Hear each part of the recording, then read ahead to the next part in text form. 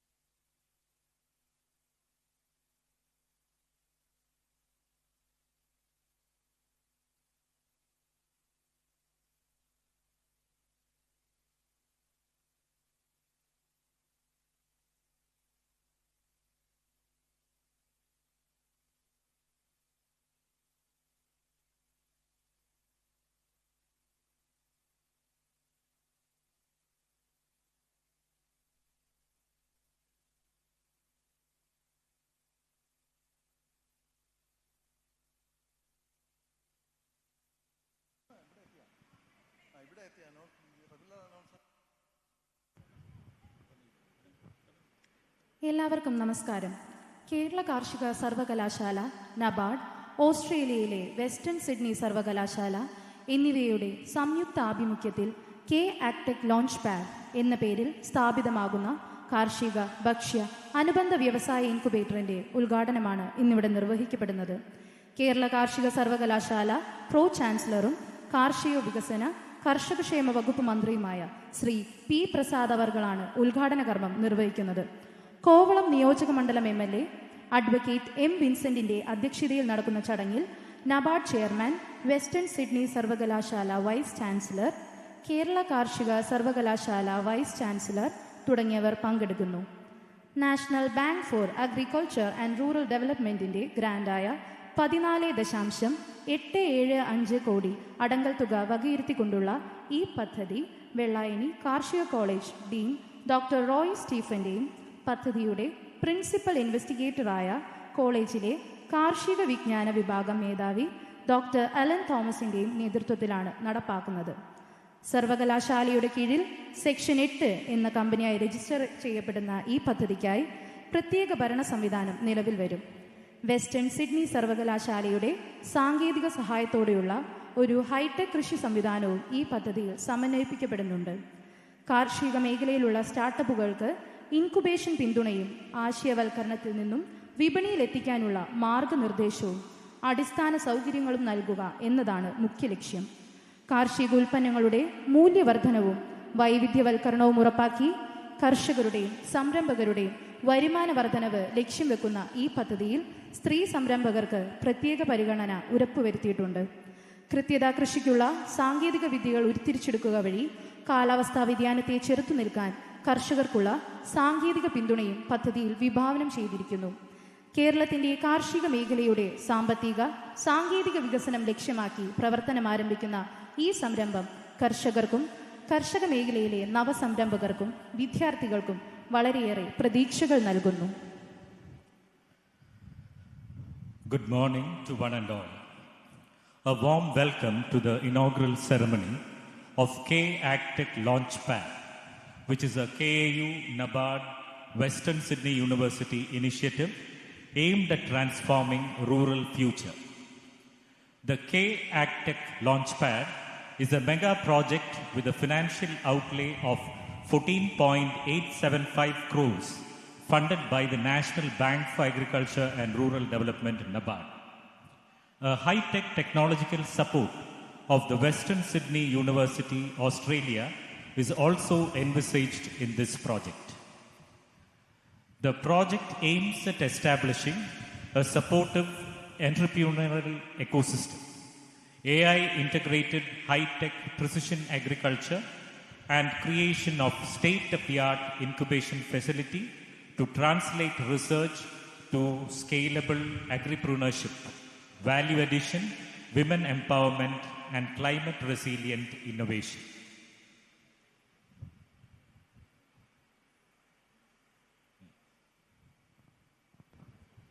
We commence this program with the invocation song of the Kerala Agricultural University.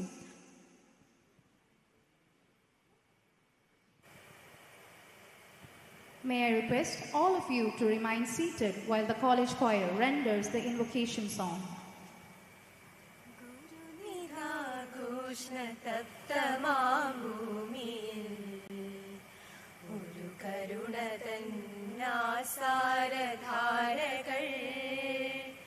ചൊരിയുമംബികേ പർജന്യദേവതേ സുരുചിരോദാര സന്ധാനശാഖിയാൻ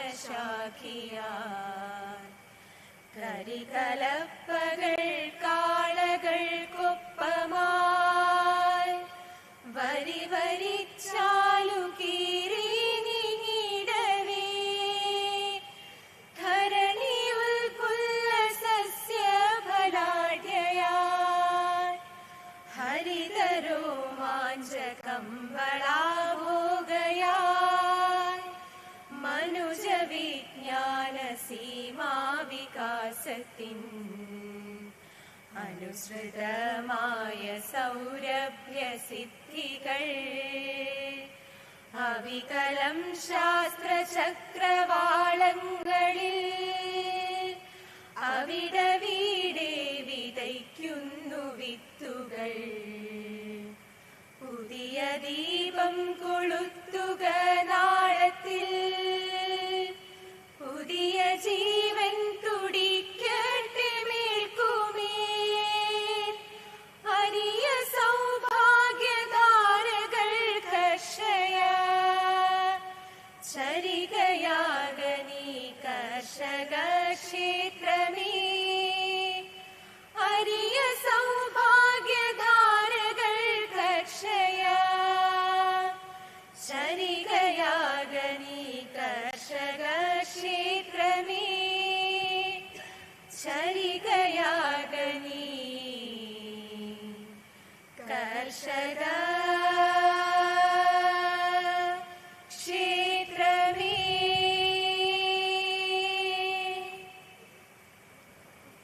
The leadership role of the Dean of the Faculty of Agriculture, Dr. Roy Stephen, was quite instrumental in conceptualizing and coordinating the execution of this well-planned, unique initiative.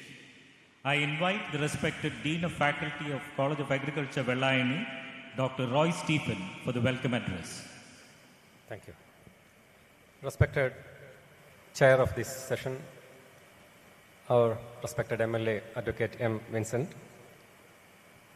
Chief Guest of the Day, our Minister for Agriculture Development and Farmers Welfare, Shri P. Prasad,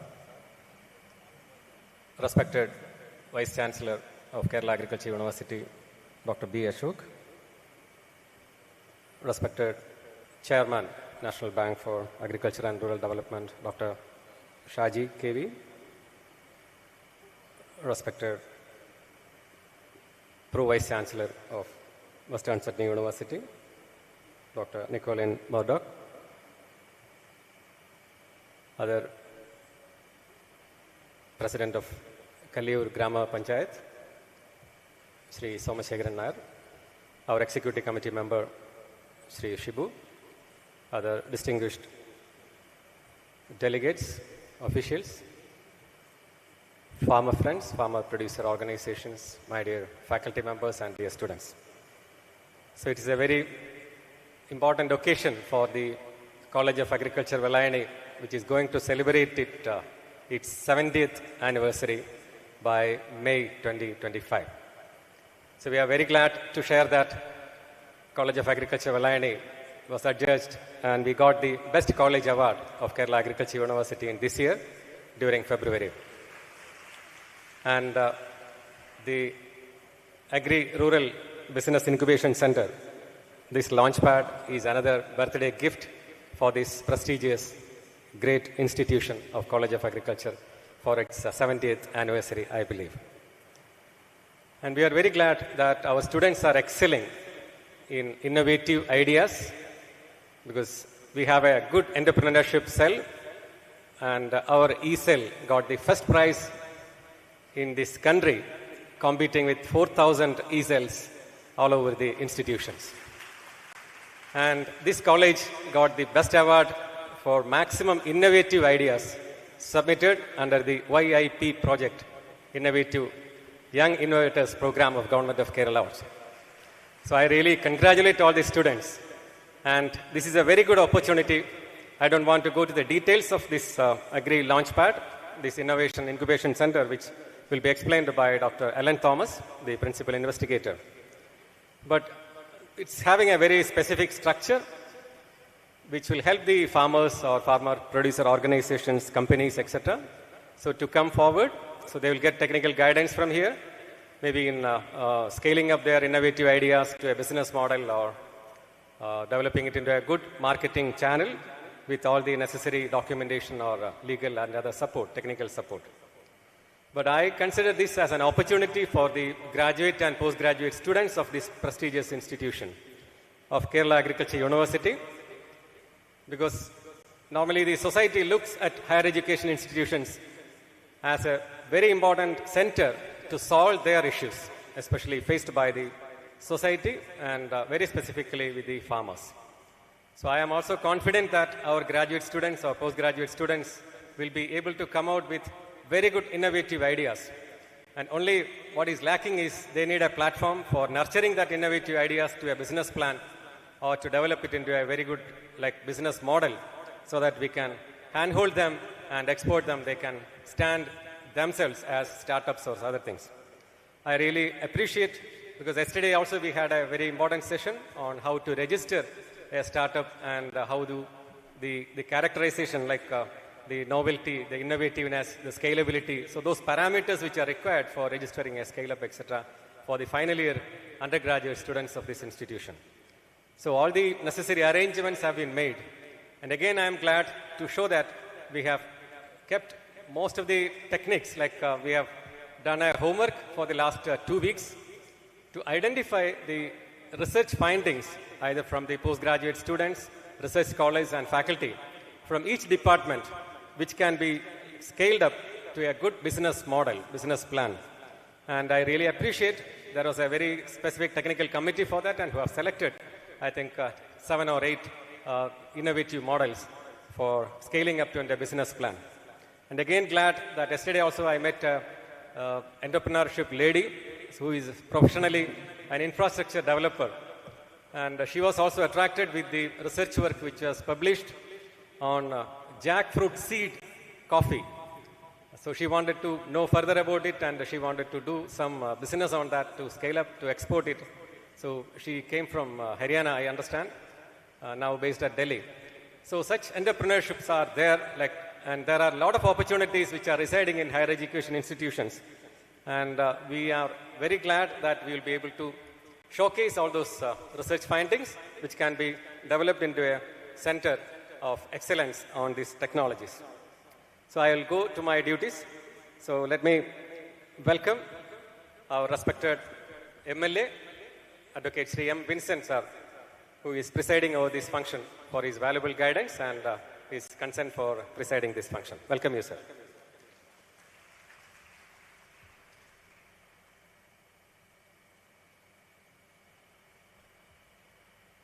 Our Minister for Agriculture Development and Farmers Welfare, Sri P. Prasad sir. So he is giving constant guidance for the improvement of this Kerala Agriculture University, and very specifically to this institution. So whatever possible functions we request, sir used to come and guide us. And I welcome you, sir, for this function.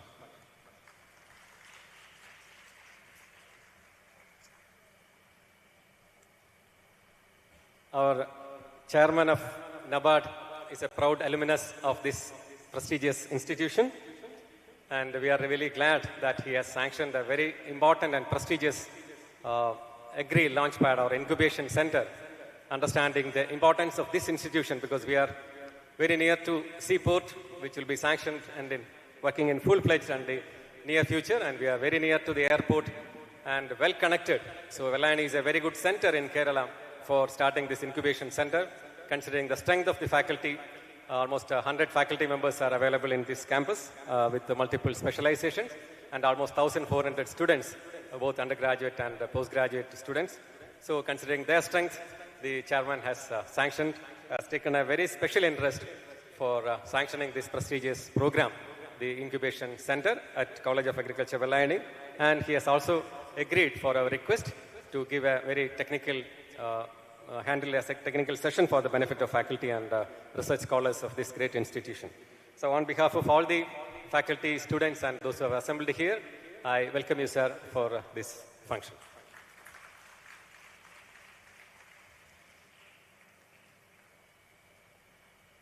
Our visionary leader, Honorable Vice Chancellor of Kerala Agriculture University, Dr. B. Ashok, IAS, sir.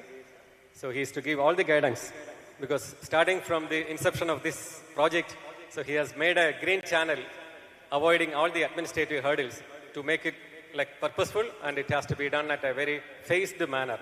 So all the guidance has been given by Dr. B. Ashok, sir, as made to materialize this function, to inaugurate in this particular day. I welcome you, sir, on behalf of all those who have assembled here.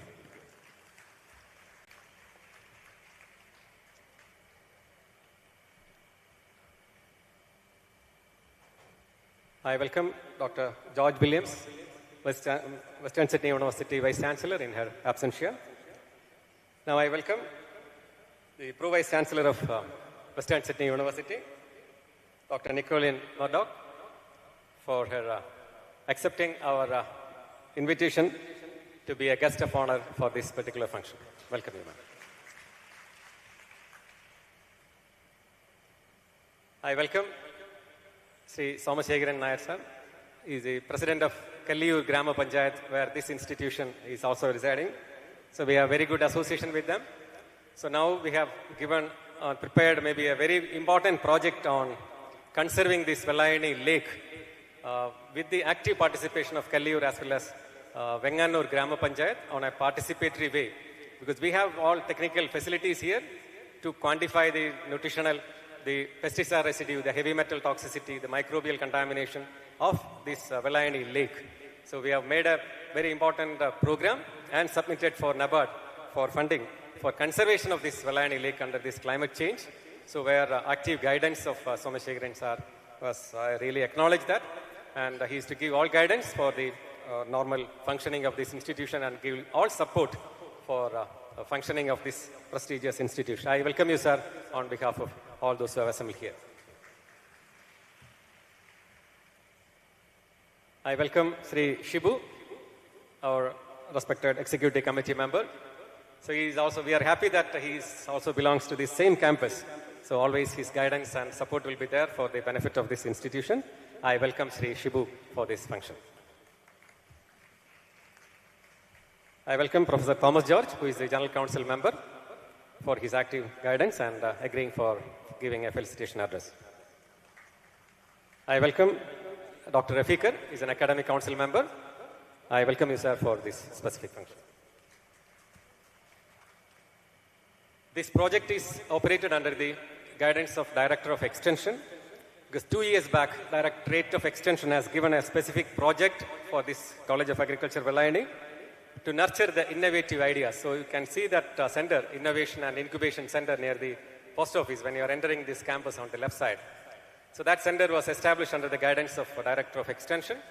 And this year again we are happy that Directorate of Extension has sanctioned a very specific center, a center for digital agriculture at College of Agriculture, Vellayani. So on behalf of all the faculty and students, I extend thanks for allotting that Center for Digital Agriculture to College of Agriculture, Vellayani. And I also welcome you, sir, for this prestigious function.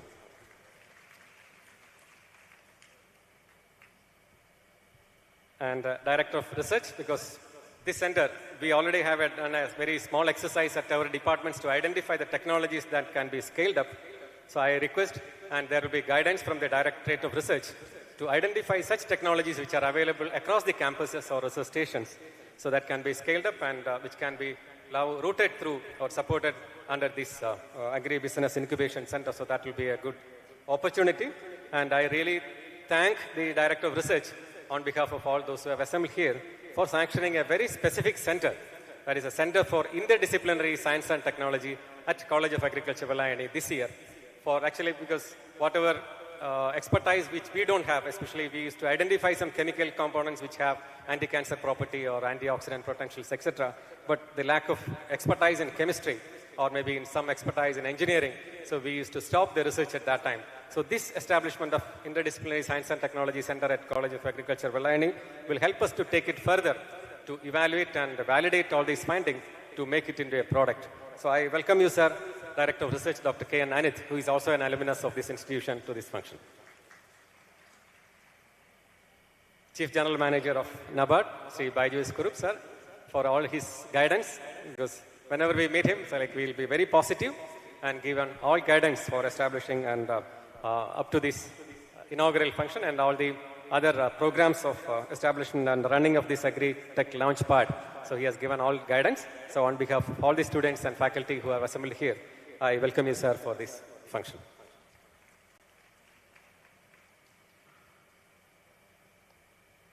Shri S.S. Nagesh, Chief Agri, Kerala State Planning Board. So he is to give all guidance and he has taken some special interest also in sanctioning some specific projects, including an academic block for the biotechnology course and other infrastructure facilities at this campus. So he's always having a soft corner to this prestigious institution. So on behalf of all of you, I thank his all contributions and support for building this institution, and I welcome you, sir, for this inaugural session. And Dr. Nisha Ragesh, so she is also a proud alumnus of this great institution. So she has made this collaboration between Western Sydney University and Kerala Agriculture University possible.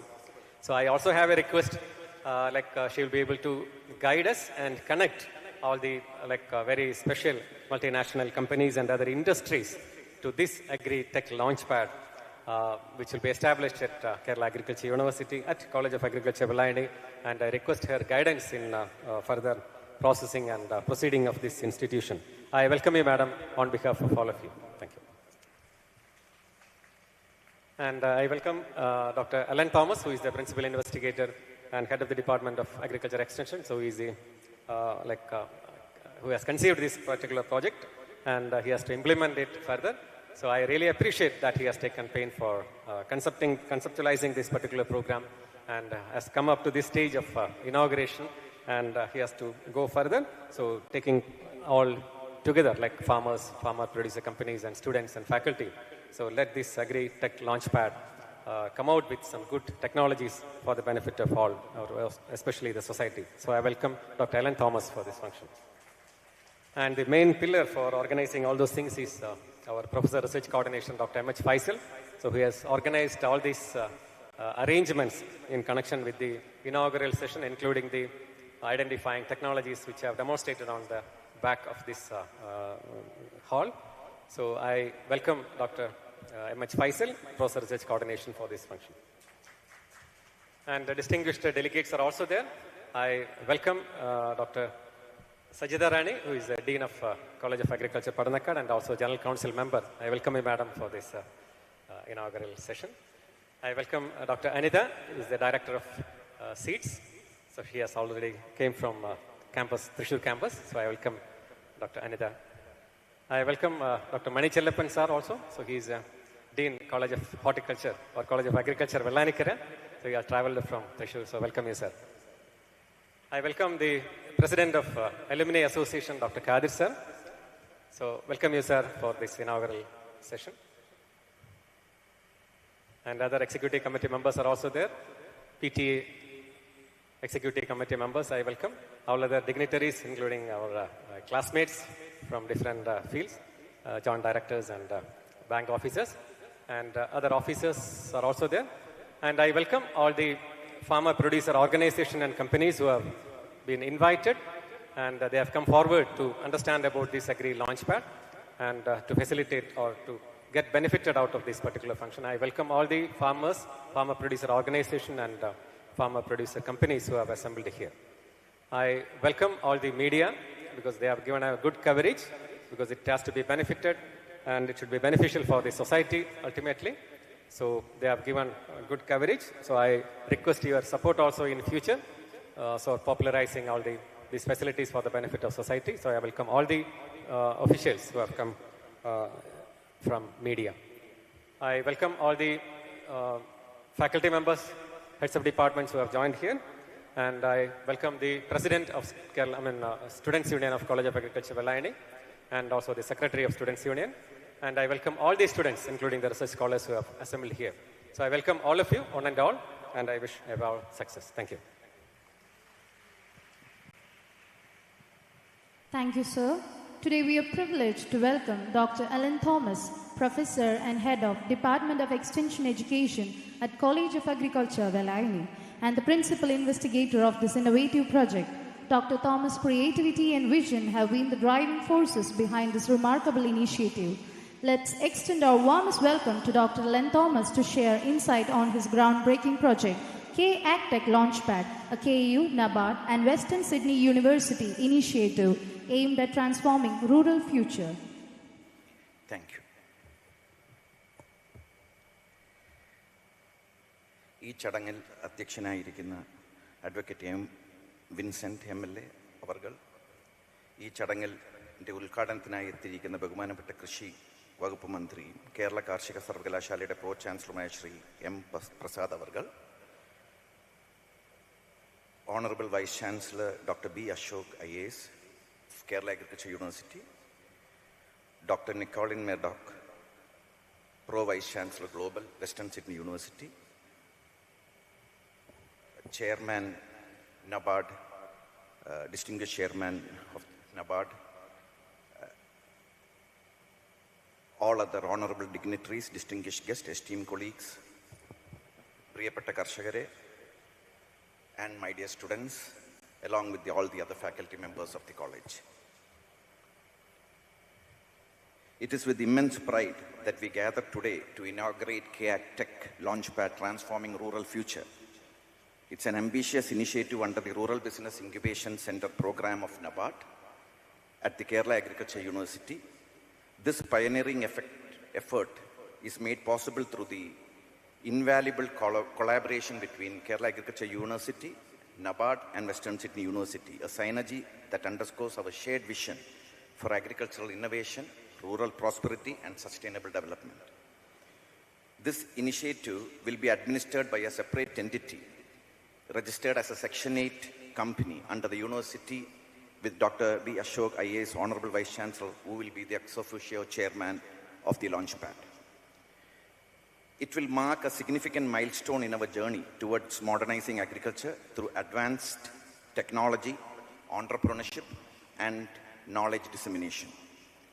With NABARD extending the largest ever grant assistance to a university for this initiative, we recognize the trust and confidence placed in us to lead the transformation of Kerala's agrarian landscape.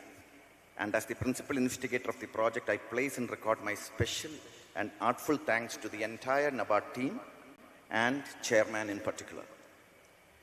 Why do we need a K-Agritech Launchpad? Agriculture stands as a crucial juncture where in Kerala, traditional practices must integrate with advanced technologies through integration of artificial intelligence, IoT, smart farming, and digital twining-based predictive analytics. The K-Agritech Launchpad will drive agripreneurship, empower farmers, support student entrepreneurs, incubate agri-startups, and foster industry-academia collaboration to enhance productivity, profitability, and sustainability. Partnering with Western Sydney University, it brings global expertise, knowledge transfer, joint research, student exchange, and industry-linked innovations. With NABARD support, AgTech advancements benefit the small and marginal farmers of Kerala, SHGs, cooperatives, FPOs, and agri-business entities, amplifying the initiative's socio-economic impact. We are looking ahead, and this inauguration of K-Agritech Launchpad will mark the beginning of a transformative journey driven by the innovation, shaped by collaboration, and rooted in rural aspirations under the theme Transforming Rural Future. This is an investment not just in agriculture technology, but in future of food systems, livelihoods, and sustainable development, addressing the concerns of food security, climate resilience, and value chain optimization. This achievement would not have been possible without the support of so many incredible individuals and institutions that I have met through the conceiving of this project for the last 1 year. And I extend my heartfelt gratitude to Dr. Roy Stephen Dean for his guidance and encouragement, Professor Research Coordination Dr. Faisal MH, Dr. Jacob John, Director of Extension, Dr. K.N. Anith, Director of Research, for their guidance, the entire NABARD fraternity for believing in our vision and supporting this ambitious and global project, and Dr. B. Ashok IAS, our Honorable Vice Chancellor of KU, for his instrumental role in making this achievement possible. A distinct thanks to my young faculties of Extension Education Department for their relentless support.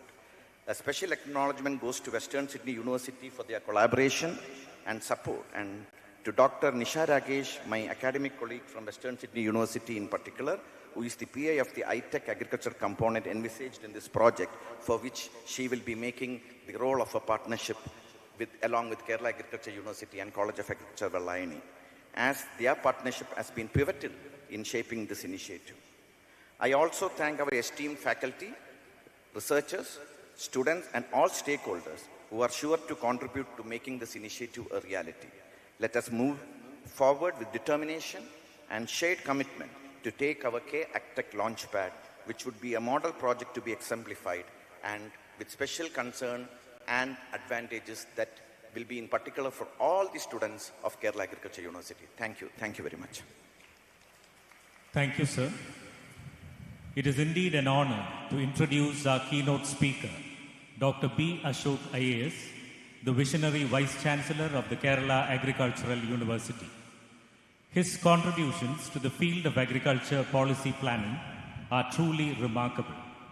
His insights and leadership have been a beacon of progress for the Kerala Agricultural University. I request the Honorable Vice Chancellor, Dr. B. Ashok IAS, to deliver the keynote address.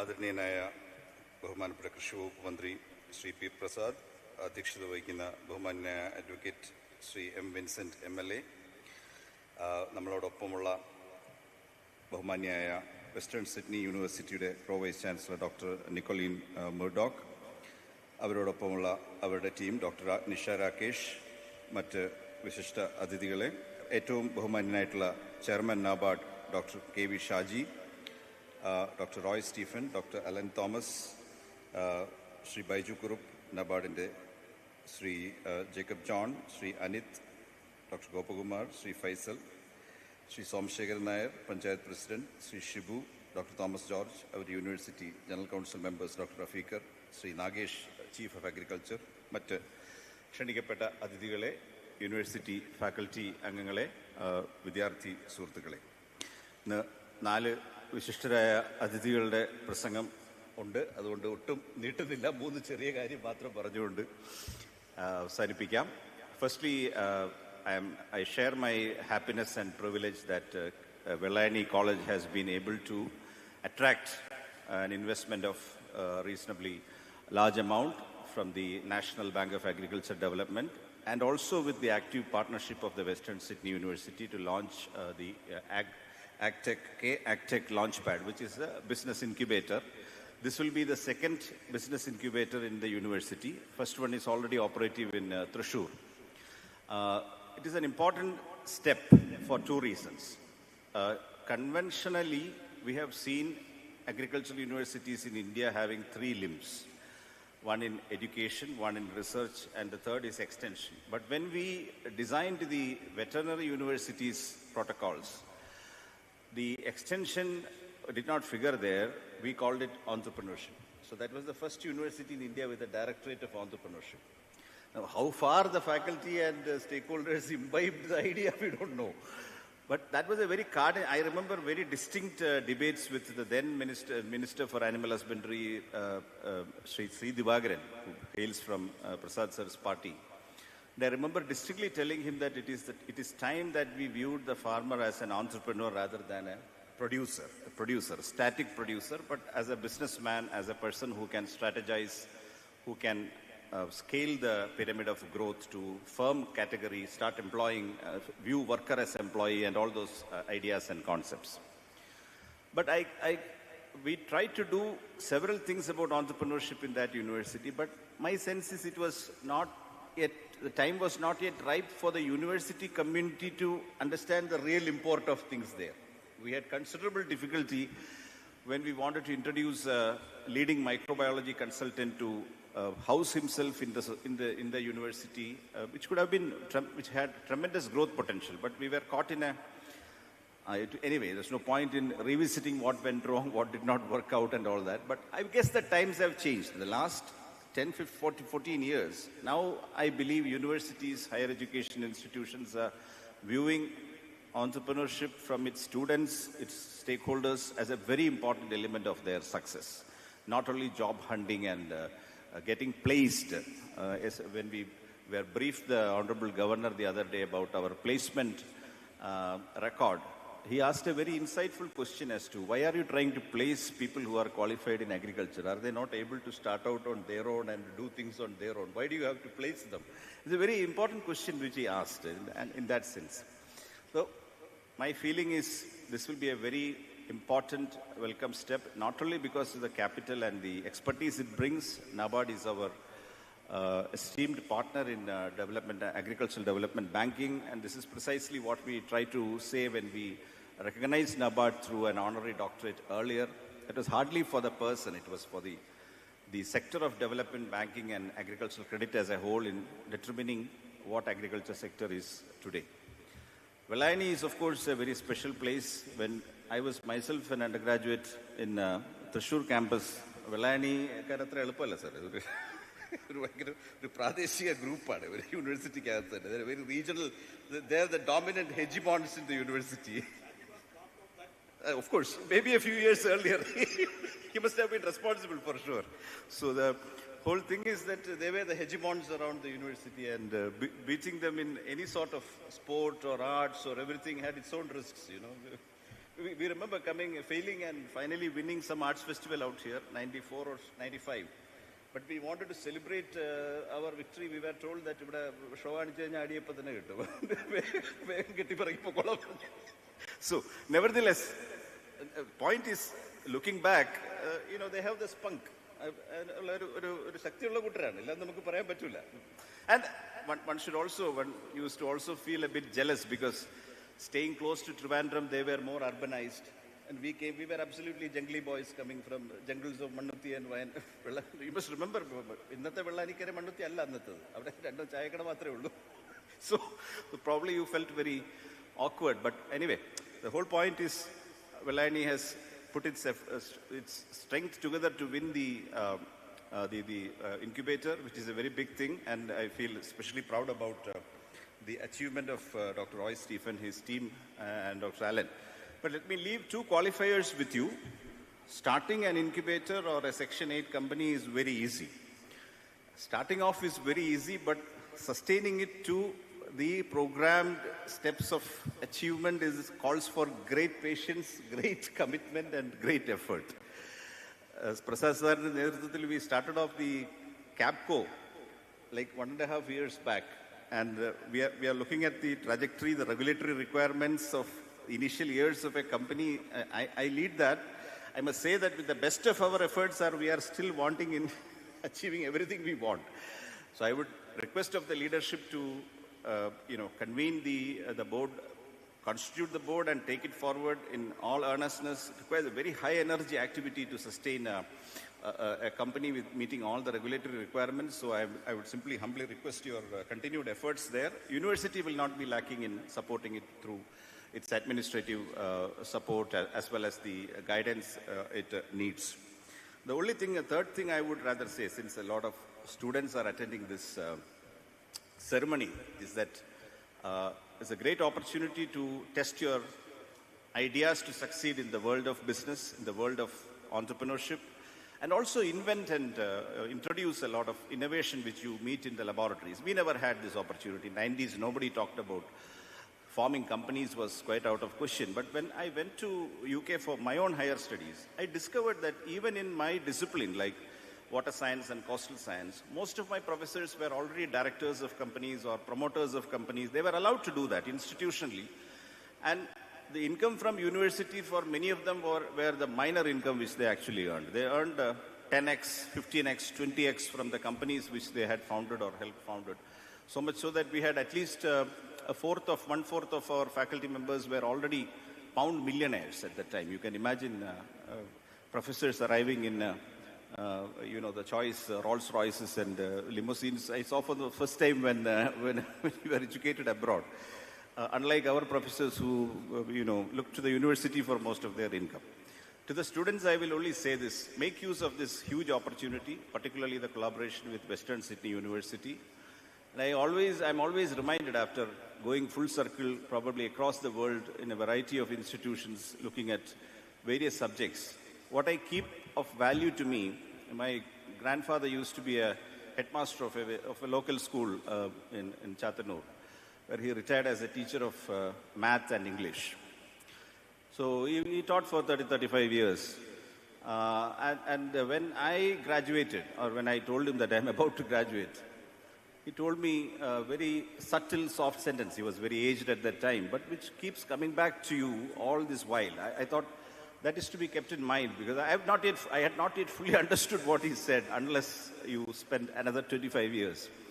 He said this whole business of education is about making you see more, with more clarity and more depth, making you hear in much more subtlety, and watch what you express, write and speak in much more critically, and help you edit yourself with much more clarity. These are the three things that education is doing with you, and you better watch out for this. I thought that it's a very, very, very good way to sort of summarize the whole thing to students. It's about clarifying your what you see, hear, as well as express it, because that's what it comes to ultimately at the end of the day, and make you a much more refined thinker, and keep your consciousness at a slightly higher level than those who don't in general receive it. So take this opportunity as another opportunity to sort of improve this. I wish the incubator, the students who will use it, the faculty, everybody here, all the very best. And congratulations once again for Sri Shaji to have generously, and his team to have generously supported us. Pro Vice Chancellor Dr. Nicolene having taken the pains to come all over here from her busy schedule in Delhi and joined us for the day and making it a very important landmark event for the Kerala Agricultural University. Thank you and wish you all the very best. Thank you, sir. Respected MLA, Advocate M. Vincent, who has been actively and creatively contributing to the development of the Kovalam constituency and the activities related to Vellayani Agriculture College. Now I welcome our respected MLA, Advocate M. Vincent, for the presidential address. Kovalam നിയോജക മണ്ഡലത്തിന്റെ വികസനത്തിലും വെള്ളായണി കാർഷിക കോളേജുമായി ബന്ധപ്പെട്ട പ്രവർത്തനങ്ങളിലും ഏറെ താൽപര്യത്തോടെ ക്രിയാത്മകമായി സഹകരിക്കുന്ന ബഹുമാനപ്പെട്ട കോവളം നിയോജക മണ്ഡലം MLA അഡ്വക്കേറ്റ് M. വിൻസെന്റ് അവർകളെ അധ്യക്ഷ പ്രസംഗത്തിനായി സാദരം ക്ഷണിക്കുന്നു. ഏറെ ബഹുമാന്യനായ ഉദ്ഘാടകൻ കേരളത്തിൻ്റെ കൃഷി വകുപ്പ് മന്ത്രി ശ്രീ പി പ്രസാദ് അവർകളെ, ഈ വേദിയിൽ സന്നിഹിതനായിട്ടുള്ള നബാർഡിൻ്റെ ചെയർമാൻ ഡോക്ടർ ഷാജി KV, ഏറെ ബഹുമാന്യനായ vice chancellor Shri B. Ashok IAS, ഏറെ ബഹുമാന്യയായ വെസ്റ്റേൺ സിഡ്നി യൂണിവേഴ്സിറ്റിയുടെ pro chancellor Shrimati Nicoline Murdoch, ബഹുമാന്യനായ പഞ്ചായത്ത് പ്രസിഡന്റ് ശ്രീ സോമശേഖരൻ നായർ, ഇവിടെ സന്നിഹിതനായിട്ടുള്ള പ്രിയപ്പെട്ട ഡീൻ റോയ് സ്റ്റീഫൻ, ഈ പ്രോജക്റ്റിൻ്റെ principal investigator professor Alan Thomas, ഇവിടെ സന്നിഹിതരായിട്ടുള്ള മറ്റ് വിശിഷ്ട വ്യക്തികളെ, സഹോദരി സഹോദരന്മാരെ, പ്രിയപ്പെട്ട വിദ്യാർത്ഥികളെ, വളരെയേറെ സന്തോഷത്തോടും അഭിമാനത്തോടും കൂടിയിട്ടാണ് ഈ ക്യാമ്പസിൽ ഇന്ന് നമ്മളെല്ലാവരും ഇവിടെ ആയിരിക്കുന്നത്. ഒരു സർവകലാശാലയ്ക്ക് നബാർഡ് നാളിതുവരെ നൽകിയിട്ടുള്ളതിൽ വെച്ച് ഏറ്റവും മികച്ച ഒരു ഫണ്ടിങ് നൽകിയിട്ടുള്ള ഒരു പ്രോജക്റ്റാണ്. അത് അനുവദിച്ച ബഹുമാന്യനായ ചെയർമാനെ പ്രത്യേകമായി അഭിനന്ദിക്കാൻ ഞാൻ ഈ അവസരം വിനിയോഗിക്കുകയാണ്. ചെയർമാന് അതിൽ ഒരു പക്ഷപാതമുണ്ട് എന്ന് തന്നെ നമുക്ക് കരുതാം. അദ്ദേഹത്തിൻ്റെ കോളേജാണ്, അദ്ദേഹത്തിൻ്റെ സ്ഥലമാണ്, അദ്ദേഹം നമ്മുടെ പ്രദേശത്ത് ജനിച്ചു വളർന്ന ഒരു വ്യക്തി കൂടിയിട്ടാണ്. അദ്ദേഹത്തിൻ്റെ കൂടെ നബാർഡിൻ്റെ ഉദ്യോഗസ്ഥന്മാരെല്ലാം ഉണ്ട്, അവർ കേൾക്കാതെയാണ് ഞാനിത് പറയുന്നത്. നമ്മുടെ കോളേജിനെ പ്രത്യേകമായി കൺസിഡർ ചെയ്തു. അതുപോലെ തന്നെ നമ്മുടെ ഡീൻ റോയ് സ്റ്റീഫനും പ്രത്യേകിച്ച് ശ്രീ പ്രൊഫസർ അലൻ തോമസ് ഇങ്ങനെയൊരു ഒരു ഇന്നോവേറ്റീവായിട്ടുള്ള ഒരു പ്രോജക്റ്റുമായി അത് വളരെയേറെ വർക്ക് ചെയ്ത് ഇത് യാഥാർത്ഥ്യമാക്കിയെടുത്തതിൽ അവരെയും ഞാൻ പ്രത്യേകമായി അഭിനന്ദിക്കുകയാണ്. കാർഷിക മേഖലയിലെ എല്ലാ കാര്യങ്ങൾക്കും വളരെ ആത്മാർത്ഥമായ പിന്തുണയും നേതൃത്വവും നൽകുന്ന കൃഷി വകുപ്പ് മന്ത്രിയും ഇപ്പോൾ നമ്മളോടൊപ്പമുണ്ട്. അതുകൊണ്ടൊരു ദീർഘമായ പ്രസംഗത്തിലേക്ക് ഞാൻ കടക്കുന്നില്ല. നമ്മുടെ പ്രോജക്റ്റുകൾക്കെല്ലാം ഒരു ഫണ്ടഡ് പ്രോജക്റ്റുകൾ പലപ്പോഴും അതിൻ്റെ കാലാവധിയും ആ ഫണ്ടും കഴിയുമ്പോൾ പലതും നിന്നു പോകുന്നതായിട്ടുള്ള ഒരു അനുഭവം നമുക്കുണ്ടായിട്ടുണ്ട്. ഒരു കാലാവധി കഴിയുമ്പോൾ ഒരു കുഞ്ഞിനെ നടക്കാൻ പഠിപ്പിച്ചാൽ അത് നടന്നോളും, ഒരു പക്ഷിയെ പറക്കാൻ പഠിപ്പിച്ചാൽ അത് പറന്നോളും. പക്ഷെ അതിന് ഫുഡ് എന്നുള്ള ഇൻപുട്സ് നമ്മൾ കൊടുക്കുന്നുണ്ട്. പക്ഷേ ഈ പ്രോജക്റ്റുകളെ സംബന്ധിച്ചിടത്തോളം അതിൻ്റെ കാലാവധി കഴിയുമ്പോൾ ആ പ്രോജക്റ്റിൽ അസോസിയേറ്റ് ചെയ്തവരും ആ പ്രോജക്റ്റുമായി ബന്ധപ്പെട്ടിട്ട് നടത്തിയിട്ടുള്ള എല്ലാ പ്രവർത്തനങ്ങളും പലപ്പോഴും നിന്നു പോകുന്നതായിട്ട് നമുക്ക് കാണാൻ കഴിയും. അതുകൊണ്ട് ഇത് തുടർന്നു പോകണമെങ്കിൽ അതിൻ്റെ ഇൻപുട്സ് എന്ന് പറയുന്നത് മെയിനായിട്ട് ഫണ്ടിങ്ങാണ്. അപ്പോൾ അത് ഒന്ന് കണ്ടിന്യൂഷനായിട്ടുള്ള ഒരു പ്രോജക്റ്റായിട്ട് ഇത് സക്സസ്സായി എന്ന് നമുക്ക് ബോധ്യമായാൽ അതിനെ തുടർച്ചയായി അതിനൊരു തുടർച്ച ഉണ്ടാകുവാനുള്ള ശ്രമങ്ങൾ യൂണിവേഴ്സിറ്റിയുടെയും പ്രത്യേകിച്ച് നബാർഡിൻ്റെ ഭാഗത്തു നിന്നുള്ള തുടർച്ചയായ സഹകരണം ഉണ്ടാകണം എന്ന് ഈ അവസരത്തിൽ അഭ്യർത്ഥിക്കുകയാണ്. അതുപോലെ തന്നെ ഇതിൻ്റെ ബെനിഫിഷ്യറീസ് എന്ന് പറയുന്നത് സ്റ്റാർട്ടപ്പുകളും വരുന്ന കാർഷിക മേഖലയിൽ താല്പര്യമുള്ളവരാണ്, കൃഷിക്കാരാണ്. അപ്പോൾ ഈ പ്രോജക്റ്റിൻ്റെ ഏത് ബെനിഫിറ്റും അത് പൂർണ്ണമായും പലപ്പോഴും പ്രോജക്റ്റുകൾക്കുള്ള പ്രശ്നം അഡ്മിനിസ്ട്രേറ്റീവ് കോസ്റ്റും മറ്റ് കോസ്റ്റുകളിലേക്കുമെല്ലാമാണ് പലപ്പോഴും ഇത് പോകുന്നത്.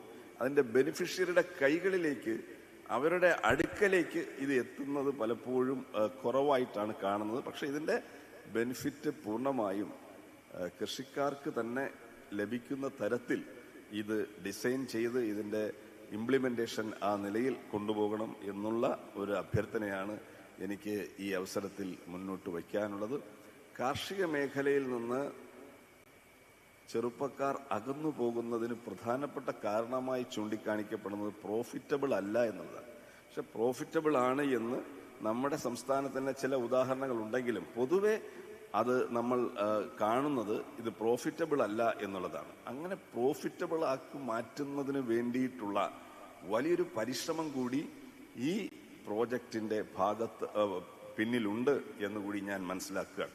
അതുപോലെ തന്നെ നമുക്കറിയാം, ഒരു ഐഡിയ ഉണ്ടാക്കുക, പിന്നീട് അതിൻ്റെ ഫൈനാൻസിങ്, അതിൻ്റെ ടെക്നിക്കലായിട്ടുള്ള അസിസ്റ്റൻസ്, അത് കഴിഞ്ഞാൽ ഉണ്ടാകുന്ന പ്രൊട്ടക്ഷൻ ഓഫ് ക്രോപ്സ്, അത് കഴിഞ്ഞാൽ അതിൻ്റെ മാർക്കറ്റിങ്, ഇതിലെല്ലാത്തിലും കൂടെ നടന്ന് സഹായിക്കുന്ന ഒന്നായി ഈ പ്രോജക്റ്റ് മാറണം എന്ന് ഈ അവസരത്തിൽ അഭ്യർത്ഥിച്ചുകൊണ്ട് ഈ പ്രോജക്റ്റ് യാഥാർത്ഥ്യമാക്കിയതിൻ്റെ പിന്നിൽ പ്രവർത്തിച്ച എല്ലാവരെയും ഹൃദയപൂർവ്വം അഭിനന്ദിച്ചുകൊണ്ട് അഭിവാദ്യം ചെയ്തുകൊണ്ട് ഞാൻ എൻ്റെ വാക്കുകൾ നിർത്തുന്നു. നമസ്കാരം. Thank you, sir. We are now approaching a significant moment in our event, the inauguration ceremony. To lead this momentous occasion, we are honored to have the esteemed Pro-Chancellor of the Kerala Agricultural University and the Minister for Agricultural Development and Farmers' Welfare, Shri P. Prasad. His tireless dedication to the advancement of agriculture and support for our farmers is truly inspirational. His vision for sustainable and innovative agricultural practices has made a significant impact on the community. I request the Honorable Pro-Chancellor and Minister, Shri P. Prasad, to inaugurate the program by watering the jackfruit plant sapling.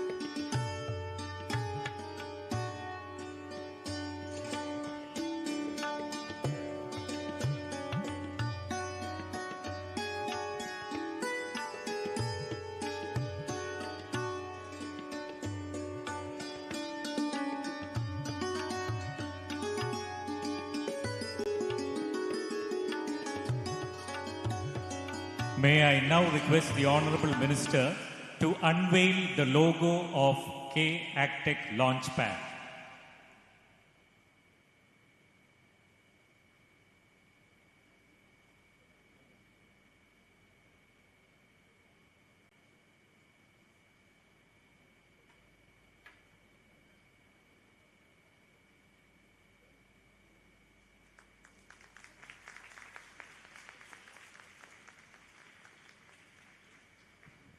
സംരംഭകത്വ പ്രോത്സാഹനത്തിലൂടെയും മൂല്യവർദ്ധിത ഉൽപ്പന്നങ്ങളുടെ വിപണന മേഖലയിലെ ക്രിയാത്മകമായ ഇടപെടലുകളിലൂടെയും കേരളത്തിൻ്റെ കാർഷിക മേഖലയ്ക്ക് ഒരു പുതിയ ദിശാബോധം നൽകി പ്രവർത്തിച്ചുകൊണ്ടിരിക്കുന്ന നമ്മുടെ ബഹുമാനപ്പെട്ട മന്ത്രി ശ്രീ പി പ്രസാദ് അവറുകളെ ഉദ്ഘാടന പ്രസംഗത്തിനായി ആദരപൂർവ്വം ക്ഷണിക്കുന്നു. ഈ പരിപാടിയുടെ ആദരണീയനായ അധ്യക്ഷൻ കോവളത്തിൻ്റെ പ്രിയങ്കരനായ MLA അഡ്വക്കേറ്റ് M. വിൻസെൻ്റ്, മുഖ്യാതിഥി നബാർഡിൻ്റെ ചെയർമാൻ പ്രിയങ്കരനായ ഡോക്ടർ KV ഷാജി, വിശിഷ്ടാതിഥിയായി പങ്കെടുക്കുന്ന വെസ്റ്റേൺ സിഡ്നി യൂണിവേഴ്സിറ്റിയുടെ pro vice chancellor doctor Nicoline Murdoch, കാർഷിക സർവകലാശാലയുടെ വൈസ് ചാൻസലർ പ്രിയപ്പെട്ട doctor B. Ashok, faculty dean doctor Roy Stephen, doctor Alan Thomas, doctor Nisha, Kalliyoor ഗ്രാമപഞ്ചായത്തിൻ്റെ പ്രിയങ്കരനായ പ്രസിഡന്റ് ശ്രീ സോമശേഖരൻ നായർ, സർവകലാശാല എക്സിക്യൂട്ടീവ് കമ്മിറ്റി അംഗം ശ്രീ ഷിബു, ജനറൽ കൗൺസിൽ അംഗം doctor Thomas George, academic council അംഗം ഡോക്ടർ റഫീഖർ, നമ്മുടെ പ്ലാനിംഗ് ബോർഡിൻ്റെ കൃഷി വിഭാഗത്തിൻ്റെ ചീഫ് പ്രിയപ്പെട്ട ശ്രീ SS നാഗേഷ്, നബാർഡിൻ്റെ chief general manager Shri Baiju N Kurup, doctor Zakir Hussain, doctor Jacob John, doctor KN Anith, doctor Gopakumar, doctor Faisal, വേദിയിലും സദസ്സിലുമെല്ലാമുള്ള ബഹുമാന്യരെ, പ്രിയപ്പെട്ടവരെ, ഏറ്റവും സന്തോഷകരമായ ഒരു മുഹൂർത്തമാണ് ഇത്. കേരളത്തിൽ ആദ്യമായിട്ടാണ് 15 കോടിയോളം തുക, അടങ്കൽ തുക വകയിരുത്തിക്കൊണ്ട് ഒരു പദ്ധതി ഒരു സർവകലാശാല ഗ്രാൻഡായി നേടിയെടുക്കുന്നത്. കേരളത്തിൽ ആദ്യമായി ഇത്തരമൊരു ഗ്രാൻഡ് ലഭിച്ചത് നമ്മുടെ സർവകലാശാലയ്ക്കാണ് എന്നുള്ളതും അഭിമാനകരമായ കാര്യമാണ്.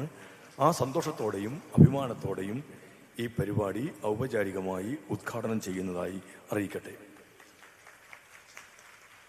ഞങ്ങളെപ്പോലെ രാഷ്ട്രീയ രംഗത്തൊക്കെ നിൽക്കുന്നവർ ജനപ്രതിനിധി എന്നതിൻ്റെ ഭാഗമായി ഒരു സർവകലാശാലയുടെ തലപ്പത്തേക്ക് എത്തുന്നത് ഒരു പ്രത്യേകമായ ഒരു കാര്യമാണ്.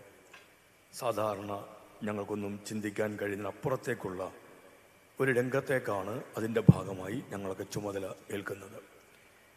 കാർഷിക സർവകലാശാലയുടെ പ്രോ ചാൻസലർ എന്ന പദവിയിലേക്ക് ഞാൻ എത്തുമ്പോൾ എനിക്ക് ഈ രംഗത്ത് ആകെ കൈമുതലായിട്ട് ഉള്ളത് കൃഷിയുമായിട്ടുള്ള ഒരു ബന്ധം മാത്രമാണ്. ആ ബന്ധത്തിൽ നിൽക്കുമ്പോഴും സർവകലാശാലയുടെ ഭാഗമായി അതിൻ്റെ ചുമതലയുടെ ഭാഗമായി പ്രവർത്തിക്കാൻ വരുമ്പോൾ മുമ്പിൽ കുറേയേറെ കാര്യങ്ങളുണ്ടായിരുന്നു. അത് നമ്മുടെ സർവകലാശാലയുടെ മഹത്വം, 50 ആണ്ടുകൾക്കപ്പുറത്ത് നിന്നിട്ട് ആദരണീയനായ ശ്രീ C അച്യുതമേനോൻ്റെ ദീർഘവീക്ഷണത്തിൻ്റെ ഫലമായി പിറവിയെടുത്ത ഈ സർവകലാശാലയുടെ നേട്ടങ്ങളെക്കുറിച്ചൊക്കെ ഒരുപാട് പറയുമ്പോഴും ചില പ്രയാസങ്ങളും പ്രതിസന്ധികളും മുമ്പിലുണ്ടായി. റാങ്കിങ്ങിൽ നമ്മൾ പുറകോട്ട് പോയി, കർഷകർക്ക് എന്ത് പ്രയോജനം, എന്താണ് ഇവിടുത്തെ പ്രത്യേകത, ഇതൊക്കെ ഞാനും നിങ്ങളെപ്പോലെ അല്ലെങ്കിൽ സർവകലാശാലയുടെ മറ്റ് ചുമതലക്കാരെ പോലെ കേട്ട ചില കാര്യങ്ങളായിരുന്നു. നമുക്ക് എങ്ങനെയെല്ലാം ഇത് കർഷകർക്ക് പ്രയോജനപ്പെടുത്താൻ കഴിയും. ഞങ്ങളൊക്കെ ഏറ്റവും കൂടുതൽ ആലോചിച്ചത് അതേക്കുറിച്ചാണ്. അതിൻ്റെ ഭാഗമായിട്ടാണ് സർവകലാശാലയുടെ വൈസ് ചാൻസലർ എന്ന ചുമതലയിലേക്ക് ശ്രീ അശോക് എത്തുമ്പോഴും ഞങ്ങളെല്ലാം ഒന്നിച്ചിരുന്ന് ഇതിൻ്റെ ആലോചനകളിൽ ഏർപ്പെട്ടത്. സർവകലാശാലയുടെ general council executive Shri Vincent അതിൻ്റെ ഭാഗമാണ്. ഞങ്ങളെല്ലാവരും ഇതിൻ്റെ ആലോചനയിൽ ഏർപ്പെട്ടത് എങ്ങനെ നമുക്ക് കേരളത്തിലെ കർഷകർക്ക് കൂടുതൽ പ്രയോജനകരമാവുന്ന തരത്തിൽ നമ്മുടെ സർവകലാശാലയെ എത്തിക്കാം, എങ്ങനെ നമ്മുടെ സർവകലാശാലയെ ഏറ്റവും പ്രധാനപ്പെട്ട ഒരു കേന്ദ്രമാക്കി മാറ്റിയെടുക്കാം. ഇന്ന് ഈ വേദിയിൽ KAU-NABARD LaunchPad ഔപചാരികമായി ഉദ്ഘാടനം ചെയ്യാൻ നിൽക്കുമ്പോൾ ഞാൻ അങ്ങേയറ്റം സന്തോഷവാനാണ്. എല്ലാ അർത്ഥത്തിലും സന്തോഷത്തിലെല്ലാം കഴിഞ്ഞു എന്ന് ഞാൻ പറയുന്നില്ല. ഇനിയും നമുക്കൊരുപാട് നേടാനുണ്ട്. എങ്കിലും നമ്മുടെ സർവകലാശാല 15ാം റാങ്കിലേക്ക് എത്തി എന്നുള്ളത് സന്തോഷകരമായ ഒരു കാര്യം തന്നെയാണ്. ഈ കാലയളവിനുള്ളിൽ 15 പേറ്റന്റുകൾ നമ്മുടെ സർവകലാശാലയ്ക്ക് നേടാനായി എന്നുള്ളത് നിങ്ങൾ നേടിത്തന്ന, സർവകലാശാല നേടിത്തന്ന ഏറ്റവും പ്രധാനപ്പെട്ട ഒരു നേട്ടമായി ഞാൻ കാണുകയാണ്. എത്രയോ പേർ സംരംഭകരെ ഇവിടെ ഓൺട്രപ്രണർഷിപ്പിനെ കുറിച്ച് പറഞ്ഞിവിടെ. അഗ്രിപ്രണർ എന്ന് പറയുന്ന സംവിധാനം തന്നെ, ഒരു ടെർമിനോളജി തന്നെ ലോകത്തിന്ന് ഉണ്ട്. ഈ മേഖലയുമായി ബന്ധപ്പെട്ട സംരംഭകർ, കാർഷിക മേഖലയുമായി ബന്ധപ്പെട്ട സംരംഭകരാവുക എന്നുള്ളതല്ല. അവിടെ ആരാണ് പിന്തുണയും പിൻബലവും കൊടുക്കേണ്ടത്? എല്ലാവരും നോക്കുന്ന ഏറ്റവും സുപ്രധാനമായ കേന്ദ്രം, കേരളത്തിലെ കർഷകർ നോക്കുന്ന ഒരേ ഒരു കേന്ദ്രം കേരള കാർഷിക സർവകലാശാല എന്നുള്ളതാണ്.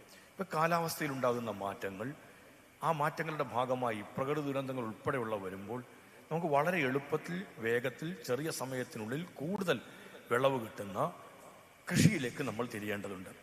എന്താണ് ചെയ്യേണ്ടുന്ന മാർഗങ്ങൾ, എന്താണ് വരുന്ന വിത്തിനങ്ങൾ, ഇതൊക്കെ നോക്കുമ്പോൾ കർഷകർ ചോദിക്കുമ്പോൾ കൊടുക്കാൻ അതിൻ്റെ മുമ്പിൽ ഒരു ഭരണകൂടത്തിനല്ല പറ്റുക, നമ്മുടെ ഈ സംവിധാനത്തിൻ്റെ ഭാഗമായുള്ള ഒരു സർവകലാശാലയ്ക്കാണ് അത് കഴിയുക. നമ്മുടെ സർവകലാശാല ഇന്ന് ആ ദൗത്യം നിറവേറ്റുന്നു എന്നുള്ളതാണ് ഞാൻ പറയുന്ന ഏറ്റവും സന്തോഷകരമായ ഒരു കാര്യം. അവിടെയാണ് ഇവിടുത്തെ എന്താണ് ഒരു ഇൻക്യുബേഷൻ സെൻറ്റർ എന്നത്. ഇവിടെ നേരത്തെ നമ്മുടെ MLAയും പറയുണ്ടായി. കാർഷിക മേഖലയുമായി ബന്ധപ്പെട്ട് ഒരുപാട് ബിസിനസ് സംരംഭങ്ങൾ ഉയർന്നു വന്നെങ്കിൽ മാത്രമേ മതിയാവുകയുള്ളൂ. ആ ബിസിനസ് സംരംഭങ്ങൾ വരുമ്പോൾ, കൃഷി എന്നതിനെ അടിസ്ഥാനപ്പെടുത്തിയുള്ള ബിസിനസ് വർദ്ധിക്കുമ്പോൾ അതിൻ്റെ ഗുണഫലം കർഷകന് ലഭിക്കുന്ന തരത്തിലേക്ക് എത്തണം. അങ്ങനെയാണ് ഞങ്ങൾ കാപ്കോയിലേക്ക് എത്തിയത്.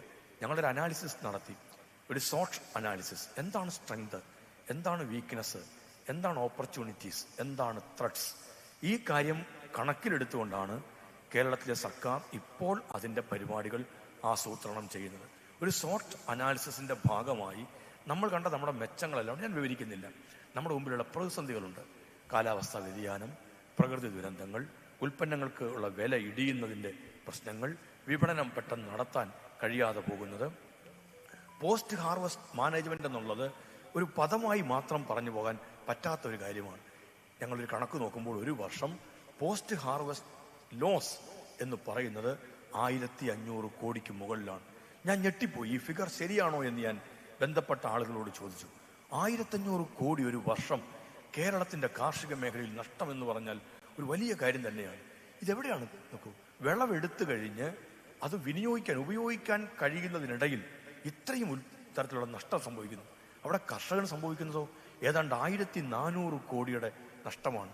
ഇവിടെയാണ് നമ്മൾ ഉൽപ്പാദിപ്പിക്കുക, അതിൻ്റെ വിപണനം നടത്തുക എന്ന് പറയുന്ന, അല്ലെങ്കിൽ നട്ടു പരിപാലിച്ച് വളർത്തി വിളവെടുത്ത് വിൽപ്പന നടത്തുന്നു എന്ന് പറയുന്ന പ്രൈമറി അഗ്രികൾച്ചറിനോടൊപ്പം തന്നെ ഈ സെക്കൻഡറി അഗ്രികൾച്ചറിനെ കാണേണ്ടതുണ്ട് എന്ന് വരുന്നത്. ചിലപ്പോൾ വിൽപ്പന നടത്തുന്നതിനിടയിലാണ് നമ്മൾ പറഞ്ഞ 1400 കോടിയുടെ നഷ്ടം എന്ന് പറയുന്നത് കർഷകന് തന്നെ സംഭവിക്കുന്നത്. ഇവിടെ നമുക്ക് ഒരു ദ്വിതീയ കാർഷിക മേഖലയെ, സെക്കൻഡറി അഗ്രികൾച്ചറിനെ കണക്കിലെടുക്കണം. അവിടെയാണ് മൂല്യവർദ്ധനവ്, അതിൻ്റെ വിപണനത്തിന് വരുന്നത്, അതിൻ്റെ ലോജിസ്റ്റിക്സ്, കോൾഡ് സ്റ്റോറേജുകൾ, ഇതെല്ലാം കടന്നു വരുന്നത് ഈ സെക്കൻഡറി അഗ്രികൾച്ചറുമായി ബന്ധം. ആ സെക്കൻഡറി അഗ്രികൾച്ചറിൽ പുതിയ സ്റ്റാർട്ടപ്പുകൾ ഉണ്ടാവണം, ഇത് ബന്ധപ്പെട്ട ബിസിനസ്സുകൾ ഉണ്ടാവണം.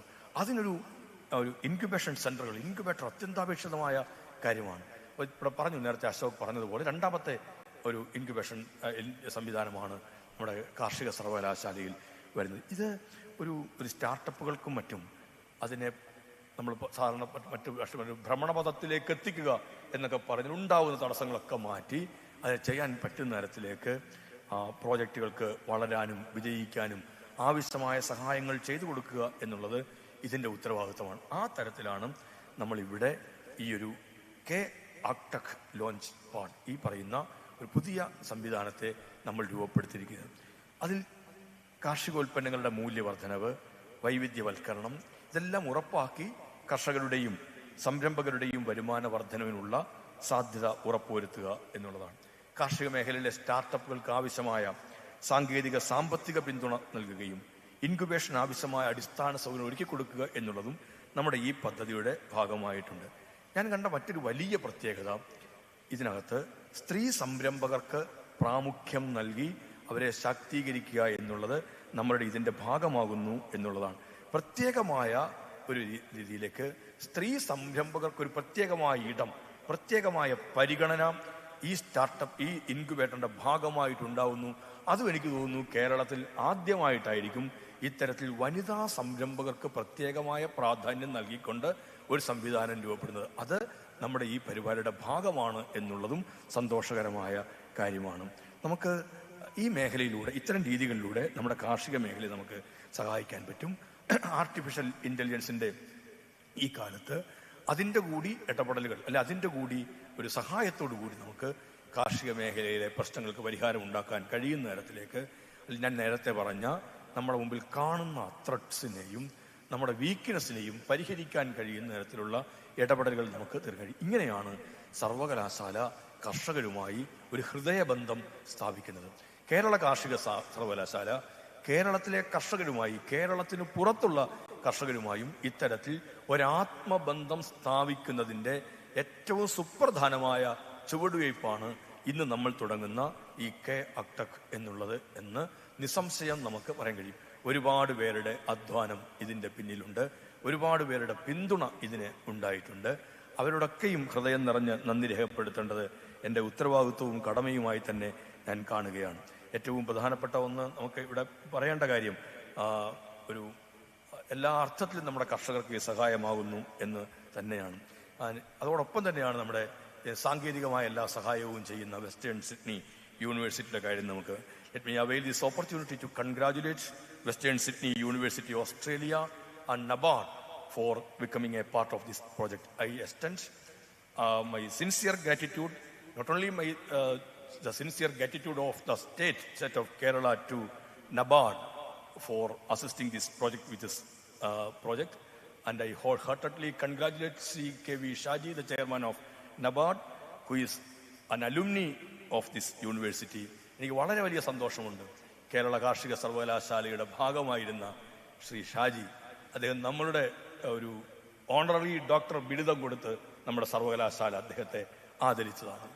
കേരള കാർഷിക സർവകലാശാല അങ്ങനെ ആദരിക്കുമ്പോൾ നബാർഡ് പോലെ ഏറ്റവും പ്രമുഖമായൊരു സ്ഥാപനത്തിൻ്റെ ചെയർമാൻ പദവിയിലേക്ക് നമ്മുടെ കൂട്ടത്തിൽ നിന്ന് ഈ സർവകലാശാലയുടെ ഭാഗമായ ഡോക്ടർ അശോക് നേരത്തെ മെൻഷൻ ചെയ്ത വെള്ളായണിയുടെ ഭാഗമായ അന്നലെ എന്തെല്ലാം ഉണ്ടെങ്കിലും നമുക്ക് അതൊക്കെ മാറ്റി വെച്ചിട്ടായാലും വെള്ളായണിയുടെ ഭാഗമായിരുന്ന മണ്ണുത്തിക്കാരെ ഇങ്ങോട്ട് കയറ്റാതൊക്കെ ഇരുന്നതിൻ്റെ ഒരു ഭാഗമായിരിക്കും തീർച്ചയായിട്ടും. അങ്ങനെയൊക്കെ ആണെങ്കിലും നമുക്ക് അങ്ങേയറ്റം കേരള കാർഷിക സർവകലാശാലയ്ക്ക് അങ്ങേയറ്റം സന്തോഷമുണ്ട്. നമ്മുടെ ഒരു alumni, now he is a part of the NABARD, not only the part of the NABARD, he is a chairman of the NABARD എന്ന് പറയുമ്പോൾ നമുക്ക് അങ്ങേയറ്റം സന്തോഷകരമായ കാര്യമാണ്. അതുകൊണ്ടാണ് ഞാൻ പറഞ്ഞത്, ഹൃദയം നിറഞ്ഞ് ഞാൻ നബാർഡിനെ അഭിനന്ദിക്കുന്നു എന്ന് പറയുന്നത്. Once again congratulate Dr. Nicolene Murdoch. She is the Vice Chancellor of the Western Sydney University. The Western Sydney University is the part of the Agri-Tech LaunchPad. ആ സന്തോഷവും നിറഞ്ഞ സന്തോഷവും രേഖപ്പെടുത്തിക്കൊണ്ട് ഞാൻ ഈ പരിപാടി ഔപചാരികമായി ഉദ്ഘാടനം ചെയ്തതായി അറിയിച്ചുകൊണ്ട് വാക്കുകൾ അവസാനിപ്പിക്കുന്നു. നന്ദി, നമസ്കാരം. Thank you, sir. The College of Agriculture, Vellayani, is extremely delighted to welcome the esteemed guest of honor of the day, Dr. Shaji KV, the chairman of the National Bank for Agriculture and Rural Development, NABARD. Dr. Shaji KV did his graduation from the College of Agriculture, Vellayani, belonging to the 1987 batch of agricultural graduates. He did his post-graduation in Soil Science and Agricultural Chemistry, also from the College of Agriculture, Vellayani, under the guidance of Dr. P. Rajendran, the former Vice-Chancellor of KAU. A PGDM holder from IIM Ahmedabad, Dr. Shaji KV is a certified associate of the Indian Institute of Banking and Finance and a NSE certified market professional. During his earlier stint as general manager in Canara Bank, he led strategy, planning and business development and executed the amalgamation of Syndicate Bank into Canara Bank.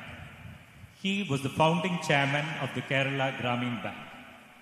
He has been a pivotal figure in promoting agricultural and rural development through the climate and sustainability vertical, data management vertical, data warehousing, bank supervision digitization, process re-engineering and risk management improvements. His leadership, vision and strategic interventions have made a significant impact on the agricultural sector and rural financing at the national level and beyond. Now we have the handing over of the Memorandum of Agreement of the KAU-NABARD-WSU LaunchPad by the respected chairman of NABARD, Dr. Shaji KV. May I request Dr. B. Ashok IAS, Honorable Vice Chancellor of KAU, to hand over the MOA to the chairman.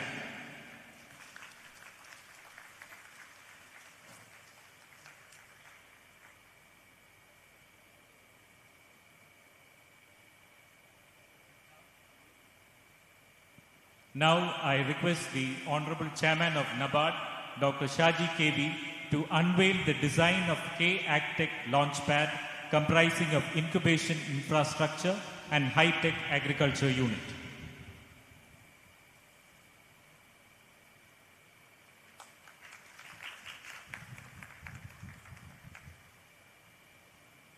May I request the respected Chairman of NABARD, Dr. Shaji KV, to deliver his special address. So good afternoon to all of you.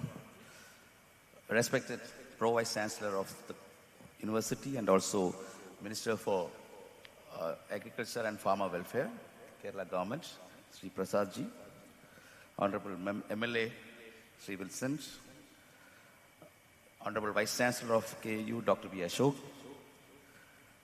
Honorable Pro Vice Chancellor of Western Sydney University, Dr. Nicolene Murdoch, other dignitaries on and off the dais, my colleagues from NABARD, farming community, students, and also I've seen a lot of alumni here. This is, of course, a momentous occasion for Kerala Agricultural University as well as for NABARD, because this is the 10th such incubation center we are setting up all over India. Already almost 100 crores have been committed for setting up incubation centers across India. We are partnered with many of the agricultural universities, IITs, and one IIM, and also with central institutes. First of all, I'll just give a disclaimer. I'm not instrumental in this. I only suggested initially to the Kerala regional office that this can be explored. After that, I know that there is a conflict of interest for me. So in fact, after that, I didn't ever follow up what happened. So I'll give credit to our Kerala regional office for this and also the Kerala Agricultural University management. In fact, I'll give you some history. Once I joined NABARD, the first visit to Kerala as a deputy MD in NABARD, I actually initiated a discussion with Kerala Digital University for setting up an incubation center because I knew the capabilities of Kerala Agricultural University as I studied here. So I knew the capabilities or non-capability, whatever you call it. So I thought Digital University at that point of time was coming up fast. So it is synonymous with innovation, tech, and all. In fact, with Dr. Saji Govindnath, I had a discussion also in our Kerala regional office. But then somehow it didn't take off. Later, when I came back after, say, almost a year, then I saw a lot of actions in the Kerala Agricultural University with the new Vice Chancellor coming in. And also when I met Honorable Minister, so he also wanted that something need to be done for the farming community. Then I suggested to the Kerala Regional Office of NABARD that you can look at this option also. Already at that point of time, a lot of project discussions were being conducted in association with World Bank and also Kerala government, Honorable Vice Chancellor, as in his capacity as APC also was involved in those discussions. So then I thought, okay, this could be a supplementary thing to what all things we are trying to do in Kerala. And then our Kerala regional office took it forward. And even at the sanctioning level, though I am chairing the committee, I recused myself actually. I didn't take part in that discussions. I thought that once they discuss, finalize it, and let them decide what is the fate of this, because knowing fully well that there will be a conflict of interest. And one more aside to that is that there was a delegation from India going to Western Sydney University, anchored by Dr. Nishar Arkish. At that point of time, IRA director was there, various vice chancellors of universities were there, including Dr. B. Ashok was there. So when I thought, okay, when we were thinking about this incubation, I saw the LaunchPad of Western Sydney University there. I thought the 10th one can be a special one, where we are collaborating with a foreign university also. So that is how the 10th one is little different from whatever we have done earlier. Whatever 9 setups which we are doing, it is with the concerned entity, the institute, either an agriculture university or a IIM or IIT. This time it's a tripartite collaboration. Of course, we give the funding. The Kerala Agriculture University or the College of Agriculture will be taking the load of implementing that. That is the most important function. And then Western Sydney University will give the technical collaboration. So first of all, we should know why innovation. Innovation during our time, as Vice Chancellor told, and at that point of time, innovation, entrepreneurship, all these things were not familiar to us. But right now, if India has to develop, India will always develop because it is the fastest growing economy. But if you have to accelerate that development, the additional incremental development will come through innovation only. Even if you analyze the development pathway of other countries, only through innovation they have accelerated and reached the level of developed countries. So if India has to do that, then the innovation need to be there. In that case, why agri-innovation or rural innovation? In India, even after this much development, almost 50% or slightly more than that is dependent on agriculture or related activities. That is a fact. Though it produces only around 17% of the GDP.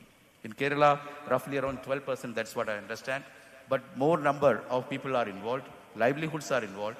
So if you want to actually ensure that there is an equity in development, in that case, we need to take agriculture sector along. Otherwise, innovation or development will be remaining into certain people, only privileged people, and then there will be a problem of social inequality will be there. So in that case, when innovation moves fast, and that too Kerala is famous, the startup policy of Kerala is considered to be one of the best in India, and that means that we have to reorient. As NABARD, which is responsible for the development of rural sector, we have to reorient whatever activities innovation is happening to the rural sector. And that is where we are coming out with this funding support. But the funding support is the easiest thing to do. Remaining things, to make it actually happen, that is very difficult. In fact, this is a Section 8 company which is at arm's length with the university. That is the one thing, so that most of the processes of the university may not be affecting this. But then people of the university will be behind this. That is a fact.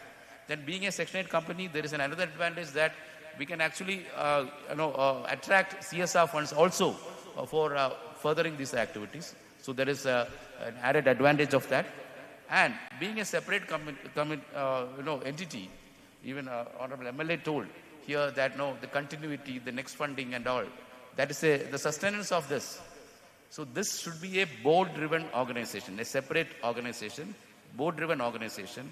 It should not be people-driven. I told that why this innovation hub came to KAU, maybe because of two persons. One is Prasad, Honorable Minister, and Vice Chancellor, Dr. Ashok. So two persons have initiated. But then to take it forward, it has to be very sustainable. It should not be person-oriented. It should be first a board-driven organization. So for any entity to be an ongoing entity, a going concern, that means persons will come and go because they retire, they will go to some other occasion, some other job. So it should be truly a board-driven organization. So professionalization of the board is very much important. That's why we are insisting on a CEO taken from the market. And then the support, the ecosystem support of the college and the university will be there, which will be an advantage for the entity. And the board should comprise of professionals. In fact, I have told our regional office also to suggest at least 3-4 good professionals. I know at least one of the serial entrepreneur who is an alumni of this university, who wants to do a lot of things. He's involved with us in the NAB Ventures, which is our venture capital subsidiary in India, which is focused on rural innovation. So he's in the investment committee he's in the formation stage itself, he was associated with that. So such type of professional entrepreneurs, practitioners should come to the director board. Then only we can be sure about the continuity of this. Here there was a mention that this is one of the largest such grant assistance to Kerala. The largest should become actually the best as well. So that is a very important thing. And for us also, this is the largest. The 10th is the largest such assistance. The 9th was in Kashmir. That is slightly lesser than this, but there is no hand of mine in that. It is all decided by the committee. The amount and all is decided by the committee only. So this is one of the largest. So that largest should truly become the best as well. Without that, we can't just claim that we are the largest, we are the biggest, but we should be the best. Even if we are smaller, but if you are the best, that is the good thing to happen. And another advice for me, based on my experience with other incubation centers, is that the scope should be broad enough. As agriculture scientists, we have heard about inbreeding depression. Yes, so ideas will come from inside only. So that when it goes to a vicious circle, actually, something bigger may not come. So this is an opportunity for the university and the college to interact more with the outside world, including the startup ecosystem which is there in the state. Here, so I want this this incubation center not to look inwards. Of course, the students and the teachers over here will have the advantage of locating this here and also influencing the policy, but that doesn't mean that in the activities, actually, this is to a wider community. In fact, this is not to be confined to Trivandrum or Kerala. It should be confined to the world. The world is the area where you need to operate. And here, one more thing regarding sustainability. There is a benchmark right now with all the 8 already established incubation centers, and one of the best is the Madurai Agribusiness Incubation Forum at the TNAU, and they have incubated close to around 80 companies. And many of these companies, they themselves have invested, and of course we also followed on with assistance with some catalytic capital fund, where we'll give them as a grant for investing in the capital of the incubating companies. The advantage of that is that once we give a corpus, how to enlarge that corpus? It has come from the capital appreciation of the incubating companies, and once they divest, I think for every unit of investment made, it can be at least 40x, 30x type of things. We may not look at unicorns, but at least we should look at half unicorns or better companies. So that that will pay back, and that corpus can be reused for assisting more such companies. The venture capital industry is like it's a minefield where failures will be higher. So we'll be doing a lot of carpet bombing type of interventions. At least 3 or 4 out of say 20 may succeed, but that itself will be sufficient to pay back whatever investments we have made, and also to further invest. So that's what. See, ideas may not be successful in every. If 100% success is there, then the world will be full of ideas and companies. It is not so. Only maybe 10% or 15%, even if 15% is there, being a success, that will be sufficient, and we would have served the purpose. And why I told that we should look at outside world as well, because there is a problem with the more education. If you are educated more, your risk-taking capability will be lower. So that means you will not venture out to anything, because we will be looking at the consequences only. But if a minimum educated person with a risk appetite higher, so he will be very dashing, and he will be actually more entrepreneurial than a PhD holder. So that means, that doesn't mean that among PhD holders we don't have entrepreneurs. Yes, we have. You can just remember about the KFC, the Kentucky Fried Chicken. It was started at the age of 80, but he had almost 2,000 failures. His 2,000 ventures failed, and at the age of 80, he hit the bullseye. So that means he was a serial entrepreneur, but he was a serial failed entrepreneur as well. I'm not telling that we should only taste success at the age of 80. We should taste success at least at the age of 30 or 40. But then it should be a sure success. And for us, for NABARD, it's very important, because agriculture is no longer a sustenance activity. If you see, in India is now a net exporter of agriculture. And these are all made happen because of some sort of entrepreneurship within the farming community. We need to actually support that, kindle that further, so that the world, so India as a whole has now achieved food security, but we should now become food security provider to the whole world. It is possible in India, because we have the almost all agroclimatic zones in the world, and we can produce any type of crop which is grown elsewhere as well. Only thing we need is that agriculture need to be transformed into agribusiness. And that is where the Government of India has come out with a scheme of farmer producer organization, because considering the fragmented land holdings and such other things, farmers may not have the threshold level of production. So we try to aggregate the farmers so that the uniform practices is adopted, and uniform type of producers and economics of scale will come in, and then some sort of agribusiness in terms of grading, sorting, and farmers will be pushed to the higher end of value chain.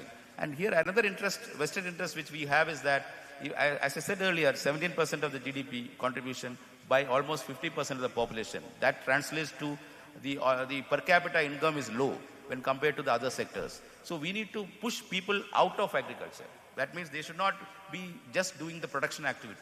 We need to push them to the higher ends of the value chain in terms of agri enterprises, grading, sorting, value addition, so that whatever premia is there, whatever margins are available from the farm gate level till the consumer level, at least higher share, maybe 40-50% of that margin should be made available to the farmer.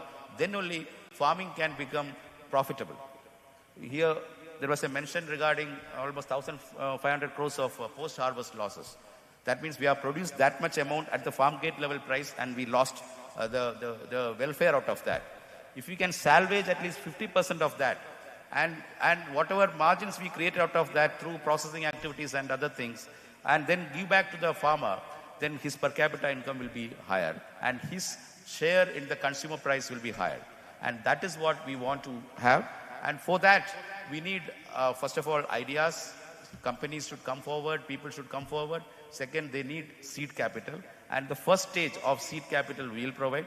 But then that doesn't mean that we'll continue to provide seed capital in every stage.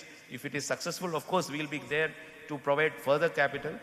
One more thing, whoever successful incubators are there, I can assure you from the NAB Ventures and from the NABARD side that we'll be there to invest, co-invest along with this incubation center to provide sufficient capital. Of course, the conditions and the framework will be stricter, but still there is a possibility of funding from NABARD or from NAB Ventures. You will be knowing that NAB Venture is a venture capital subsidiary where we have invested close to around 650 crores in around 25 portfolio companies. And from that, already we have made exits of 3 companies at almost 5x in terms of, say, 1 year or 2 year of investment. That itself is a good, a good yield. Now we have announced another fund of AgriSure, that is agriculture enterprises for startup and rural. So that is what the AgriSure is. It is a 750 crore fund, which is jointly set up by NABARD, Government of India, and 1/3 of that fund, the 750 crore corpus, 1/3 of the corpus we will generate from the market, from the institutions, from multilateral agencies. We are talking to agencies like World Bank, ADB, and also Green Climate Fund for funding support of 250 crores. Not that we don't have the money to invest, but the problem is that we should have high visibility. If such companies come in, they will come with best practices and systems. So that AgriSure fund is for frugal innovations, small enterprises. It has just launched. I think the incubating companies here in the incubation center can make use of that fund also. That is at very early stages of incubation, that company can come in. Later, at the commercial side, NAB Ventures will come in. And NAB Ventures will be announcing the next fund of 1,000 crores, maybe in June. We have already started the paperwork for that. So I'll not talk much about this, but then my request to the faculty here, the students here, and the beneficiaries over here is that this fund should not be an inward-looking one. This should be for the larger ecosystem, that is first of all, and you will have the right of first access to that fund. So you will decide on, you will be a part of the decision of the investments, but that doesn't stop. We need to do partnerships, and we have shown the way of partnering with Western Sydney University. We have to partner with the IT Mission or any other entities over here. With the industry bodies, we need to partner. We need to do a lot of hackathons to find out outside ideas, and inside also within the university or within the college you can make such hackathons, and successful ones based on the framework can be chosen for investment. And we will be, and in the incubation center, we will be doing all the back-end activities. They need to come with the idea. We will help them develop the business plan. We will help with the seed capital, and we will also help them to identify other investors so that this company, the idea can flourish. And let the motto of the company should be, so here it is written that it is for the rural, I think transforming rural future, and at least we should look at transforming Kerala future first, Kerala's rural future, and also India's rural future, which in turn will help the country to become the world leader in terms of food security as well. We have been discussing with many countries regarding the collaborations. The Government of India is wanting the South-South, the global South. India should lead. So we are setting up enterprises in the Caribbean islands. We are setting up in African countries. The benefit of this is that a lot of Indian diaspora is there, and they are at a stage where India was, say, 10 years or 20 years back. So whatever experience we have gathered in our development journey can be shared with them. So we have opened an interaction with the Fiji Islands, and through that to the Pacific Islands we'll be going. And because of these activities, the global leadership role will be getting, and a lot of exposure, not only for NABARD, Through that, we'll be giving exposure to all our partners, and let us all come together, leverage this partnership for a brighter future, for a brighter equity in development. That's what development will happen. India will grow, India will be the fastest growing country, but we as responsible social institutions, we need to ensure equity in that development, and let this innovation hub be a starting point for that. I congratulate the Kerala government, the Kerala Agriculture University led by Vice Chancellor and also the Dean faculty over here, and let us all come together and repledge our sovereignty to the farming committee, to the rural community, and let us move forward with definite steps. Thank you. Thank you, sir. We would like to take a moment to express our gratitude and appreciation to our dignitaries. I now invite the Honorable Vice Chancellor, Dr. B. Ashok IAS, to hand over a memento to the Honorable Minister, Shri P. Prasad, as a token of gratitude and appreciation.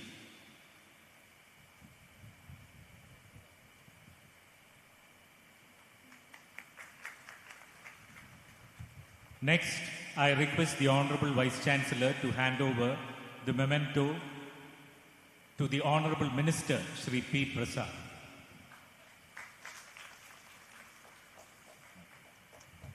Next, I request the Honorable Vice Chancellor to hand over the memento to the respected MLA, Advocate M. Vincent.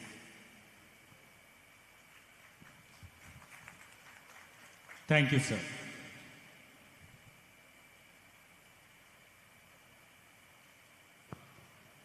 The Honorable Vice Chancellor and President of the Western Sydney University, distinguished Professor George Williams, who has been instrumental in integrating the high-tech agricultural unit technology of Western Sydney University into KAU-NABARD LaunchPad program. He conveys his best wishes and regards for the program. We now move on to an exciting segment of our event, the unveiling of selected technologies for incubation. It is my privilege to welcome Dr. Nicolin Murdoch, Pro Vice Chancellor at Western Sydney University. Dr. Murdoch leads the university's global engagement strategies and has extensive experience in higher education leadership. She holds a doctorate in higher education management from the University of Liverpool. In her current role, she provides strategic leadership in global engagement, fostering international partnerships and collaborations, while enhancing Western Sydney University's global presence and impact. I request Madam to unveil the selected technologies. Thank you, colleagues, and thank you so much for having us. Thank you. Do I have to? Just press it here. Yeah, this part. Protected cultivation of saffron.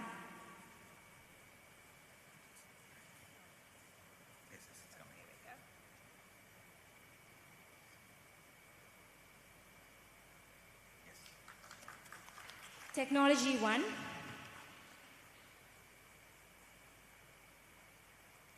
Protected cultivation of saffron developed by Dr. Smita Basi, Midhu Krisha, Needu Aris, Dr. K.V. Soni, Dr. Swapna Alex, and Dr. Roy Stephen. These findings demonstrate the feasibility of saffron cultivation under climate-controlled conditions in Kerala and present a sustainable, economically viable framework for commercial production. Technology 2. Pelleted biochar-based fertilizers developed by Ms. Parvati Shashikumar, Dr. Nishan M.A., Dr. Shalini Pillai, P., Dr. Atul Jayapal, and Dr. Pradesh P. Gopinath. Pelleted biochar-based fertilizers offer a unique advantage by combining high nutrient of biochar retention and slow release properties with the convenience of a pelleted form. Technology 3. Jackfruit functional fruit bar, an ideal choice for healthy snack, was developed from jackfruit and papaya blend, enriched with flax seeds and peanuts as a functional ingredient. It is developed by Ms. Sariga T.S., Mrs. Adulya S. Kumar, Dr. Geeta Lakshmi, P.R., Dr. Mini C., Dr. Suma Devakar, and Dr. Raji Swaroop. Technology 4. Chitin-enriched lecanicilium oil, cello, is an advanced chitin-enriched formulation of the entomopathogenic fungus lecanicilium, developed by Dr. Nitya PR and Dr. Reggie Rani OP in the Department of Entomology, College of Agriculture, Vellayani. Technology 5. Gluten-free, casein-free, millet-based cake mix for autism spectrum disorder developed by Dr. Kavita Raj KN, Dr. Bila GK, Dr. Suma Divakar, Dr. Geeta Lakshmi PR, Dr. Anit KN, Dr. Bridget Joseph. This innovation provides a convenient, health-conscious solution to meet the nutritional needs of children while supporting their well-being and potentially reducing autism spectrum disorder symptoms. Technology 6. Nurture On, a student-led initiative by ESL, enables students to put their learning into practice in real-world scenarios. Through this venture, they gain hands-on experience, cultivate essential entrepreneurial skills, and earn profits from their efforts. Nurture On is currently ready to be registered as a startup. And finally, Technology 7. Statuvari LLP is a recognized startup under the Ministry of Corporate Affairs, mentored by the Department of Agricultural Statistics, College of Agriculture, Vellayani. Statuvari specializes in developing web applications that make complex data analysis effortless. With a vision to simplify data analysis, AI-driven, single-click, real-time analytical tools, research support, and custom software solutions are provided for institution and academia. May I now invite Dr. Nicolene Murdoch for sharing her insights on the project. Thank you so much. Thank you, colleagues. It's so exciting for us to unveil these technologies to you today. And we're really excited to look forward about all the new technologies that will be born and that will be developed through this incubation center. I do want to convey the greetings from our Vice-Chancellor, Professor George Williams. As you heard, he can unfortunately not be here with us today, but I'm happily representing our university. It's my first time in Kerala, so it's really an amazing visit, and to visit your esteemed institution and to meet our dignitaries at this occasion. Our university, as you might or might not know, and we take every opportunity to tell anyone that we speak to, is #1 in the world for the Sustainable Development Goals of the United Nations for the 3rd year in a row. So you can imagine how important initiatives like this is for us to maintain that #1 spot in the world and to work with your university and to be funded by NABARD. Our university has got about 45,000 students in the west of Sydney with 11 campuses, and we really look forward. We had some colleagues visit some of our campuses, and we really look forward to have you come and visit our university. We are deeply honored by this collaboration and this incubation center funded by NABARD and in partnership with your university. This is an historic first for us. So NABARD with an Indian university and an Australian university working together on an initiative like this. And we really look forward to more activities like this in the future. Earlier this week, I was in Delhi and I was visiting the UGC. I had a meeting with the UGC. As you might have heard, we want to set up a campus, a foreign branch campus of Western Sydney University in India. So we've submitted our application and engaging with the UGC at the moment about the opening and the approval for our campus. We look forward then to work closely with having a presence in India as well, working with your university, with academia, with industry. Our presence in India will expand on further collaboration and things that we can do together. So we'll keep you posted, and we hope to have a campus of Western Sydney University in India very soon. I really appreciated the comments from Dr. Ashok about learning. My background is education, as you've heard, so I don't know much about the agriculture side of things. Learning a lot, being in your state, being at your university, looking at these wonderful technologies. For me, it's really about what we spoke about, what students see, what they hear, what they learn, and how this is sparking curiosity. So we really hope that this incubation center will help with that purpose that we all have about education and to make a difference through education. We thank you for this opportunity, and we hope to see you soon, either in Western Sydney or back in the wonderful state of Kerala at your university. And we're honored to have NABARD as our partner in this venture. Thank you. Thank you, ma'am. We are pleased to move forward with a briefing about the partnership with Western Sydney University.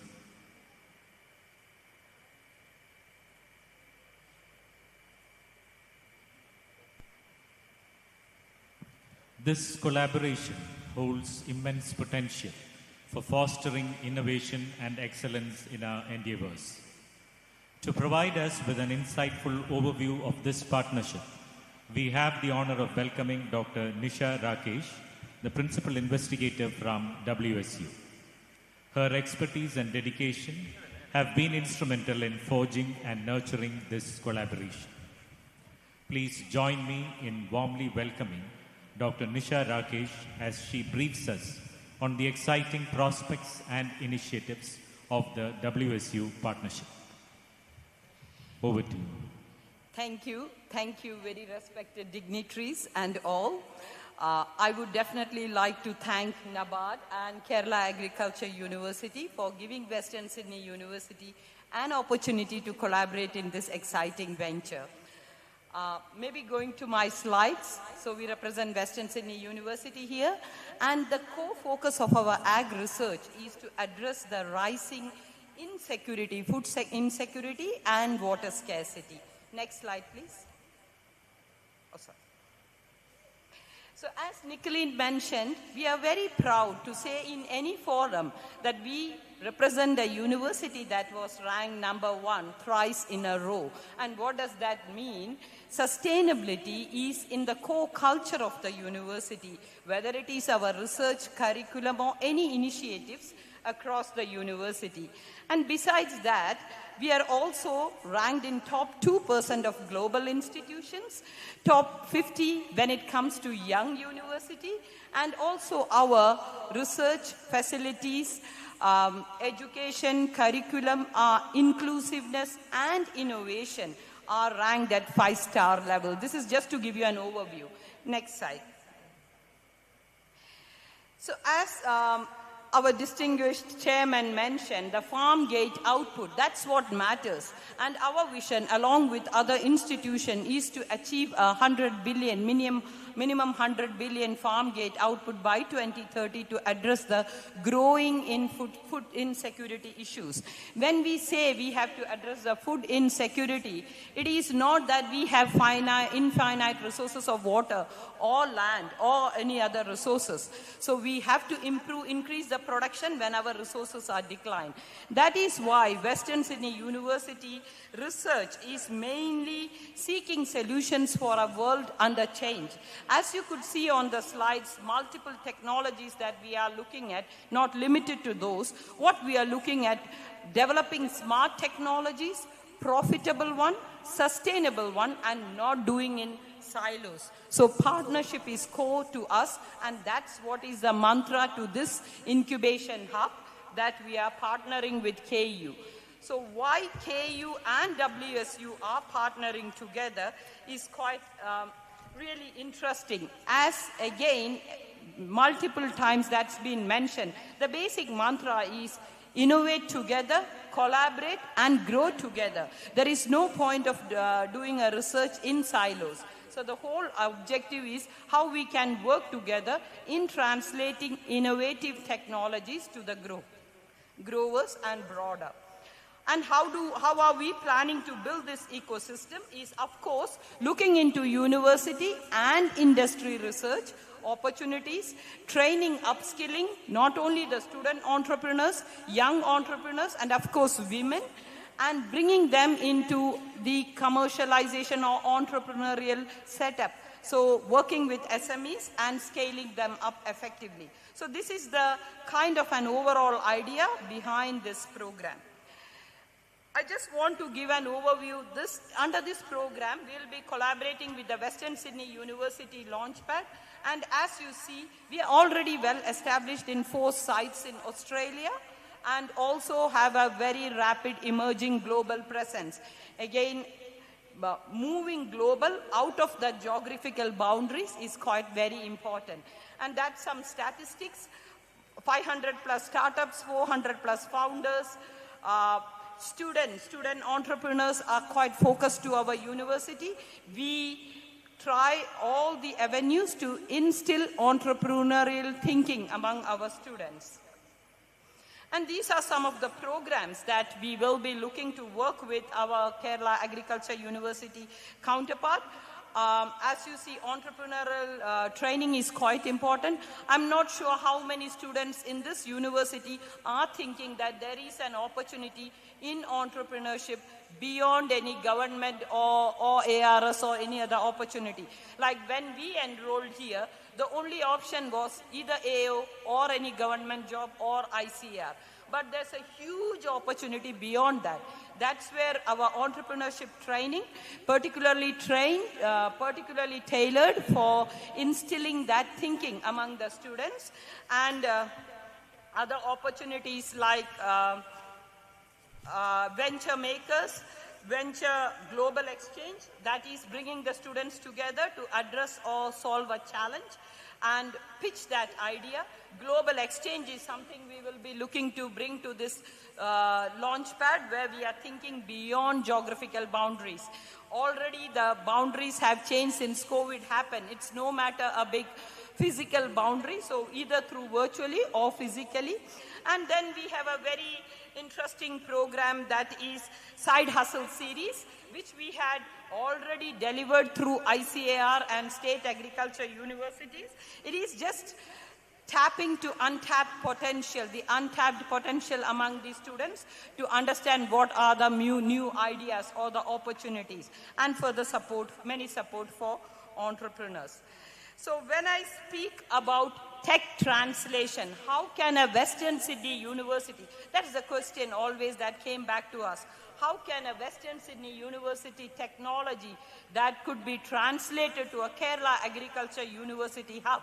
So this is one example where we worked with student entrepreneurs, trained them, did the research with them, and developed the technology to translate production of saffron, that is 1 hectare saffron in 100 square meters. And we tried with different various wavelengths of light to understand the biochemical composition, both for culinary or cosmetics. So that's one technology from a student entrepreneur. And this is the other, just an example for you to look, like on the left-hand side, my left-hand side, your right-hand side, you can see the Western Sydney High-Tech Vegetable Protected Cropping Center. That's the National Protected Cropping Center. And that was a technology we wanted to translate in India without compromising on the quality or the quantity. And the very important and attractive thing here is we are following the Honorable Prime Minister's model, Make in India. So we are training entrepreneurs in making and developing the technology at low cost in India. And what you could see on the other side is the technology being installed in Indian Institute of Horticulture Research in collaboration with ICAR. And the production of all the crops that we are producing in Sydney under our high-tech system is being produced without any compromise on quality or quantity. So this is a simple model, but beyond this we are looking at various technologies, smart like precision agriculture, automation of agriculture, digitizing of agriculture, digitizing of supply chain to reduce the farm gate losses. Because if we keep continuing that farm gate losses, we will never achieve our food security. That is why digitizing the whole supply chain to meet the demand is of high priority for us. And these are some of our successful startups from Western Sydney. I'm just giving some example. Earth AI, they developed a new generation mineral exploration technology and are working with mining companies globally. The other one is using virtual recognition and augmented reality for architects and property developers. This is the example of another startup who used a vision science technology for intelligent product recognition system for supermarkets and have scaled up and is commercialized. Another platform, SaaS platform, for managing patient-centered home care, because we are not specifically an agriculture university. We have multiple schools, and this is with the School of Medicine. And a very similar model is being now replicated to for digitizing the whole supply chain for reducing farm gate losses. So these are some examples. And as our distinguished chairman mentioned, we can't be limited by boundaries. So Western Sydney LaunchPad already has a global presence, and our objective is to take the entrepreneurs, give them a global flavor, and provide opportunity for them to interact with their counterparts across anywhere in the world, and that could be either physically or virtually. So that's our kind of overall overview. Thank you.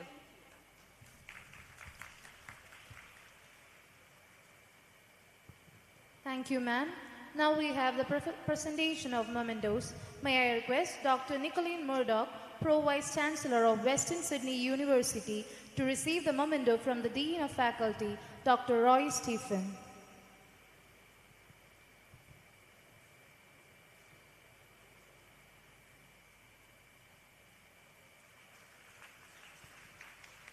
May I request Dr. Nisha Ragesh, Principal Investigator from Western Sydney University, to receive the memento from the Dean of Faculty.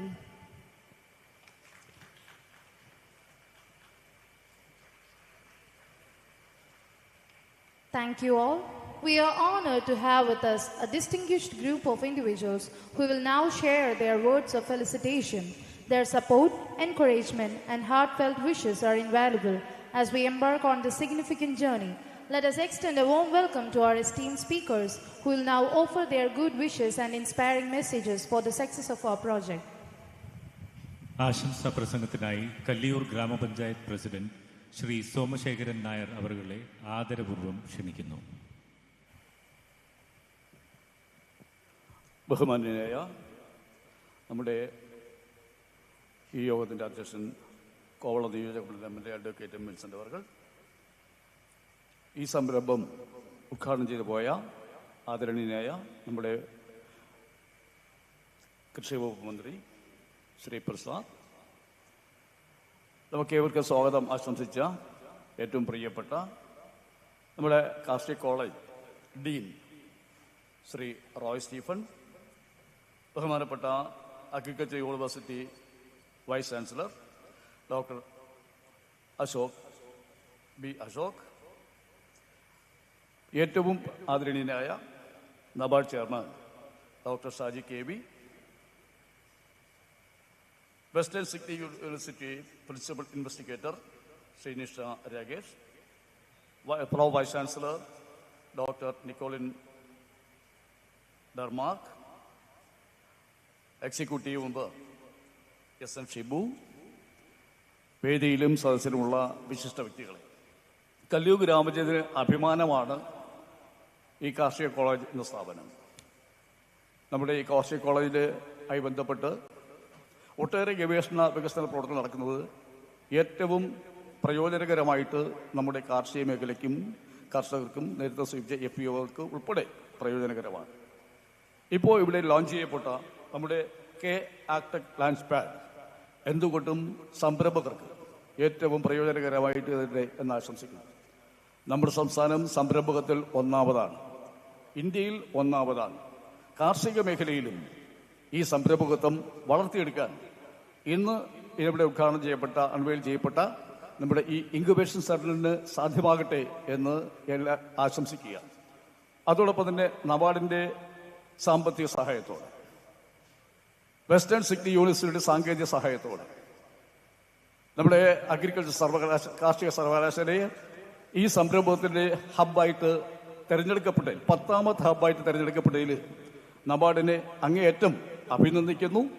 ഇത്തരത്തിലുള്ള ഹബ്ബുകൾ ഇനിയും നമ്മുടെ സംസ്ഥാനത്ത് ഉയർന്നു വരാൻ നബാർഡിൻ്റെ എല്ലാവിധ സപ്പോർട്ടും ഉണ്ടാകണം എന്ന് അഭ്യർത്ഥിക്കുകയാണ്.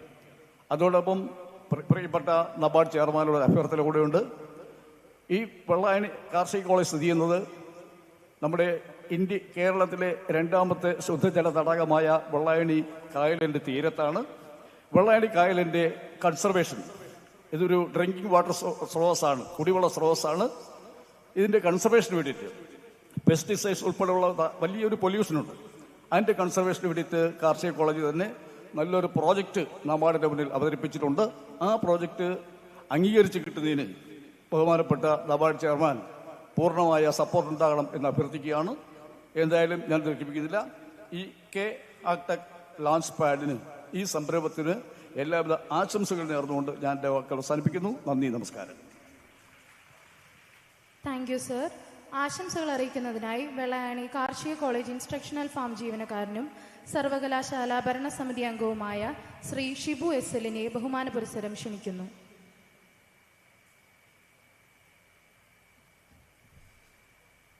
KAU-NABARD ലോഞ്ച് പാഡിൻ്റെ പ്രോഗ്രാം ഉദ്ഘാടനം ചെയ്ത് കടന്നുപോയ കോവളം MLA വിൽസന്റ് അവർകൾ,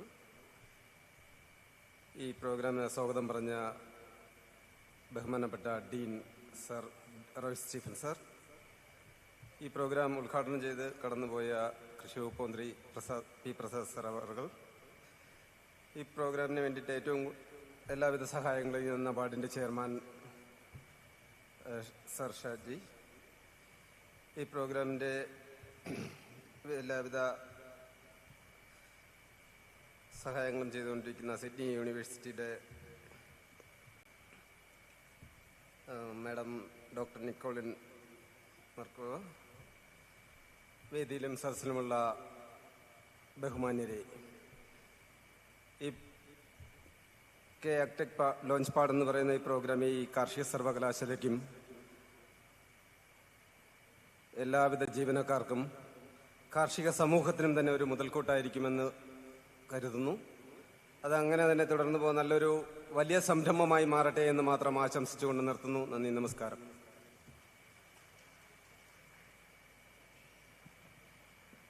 Thank you, sir.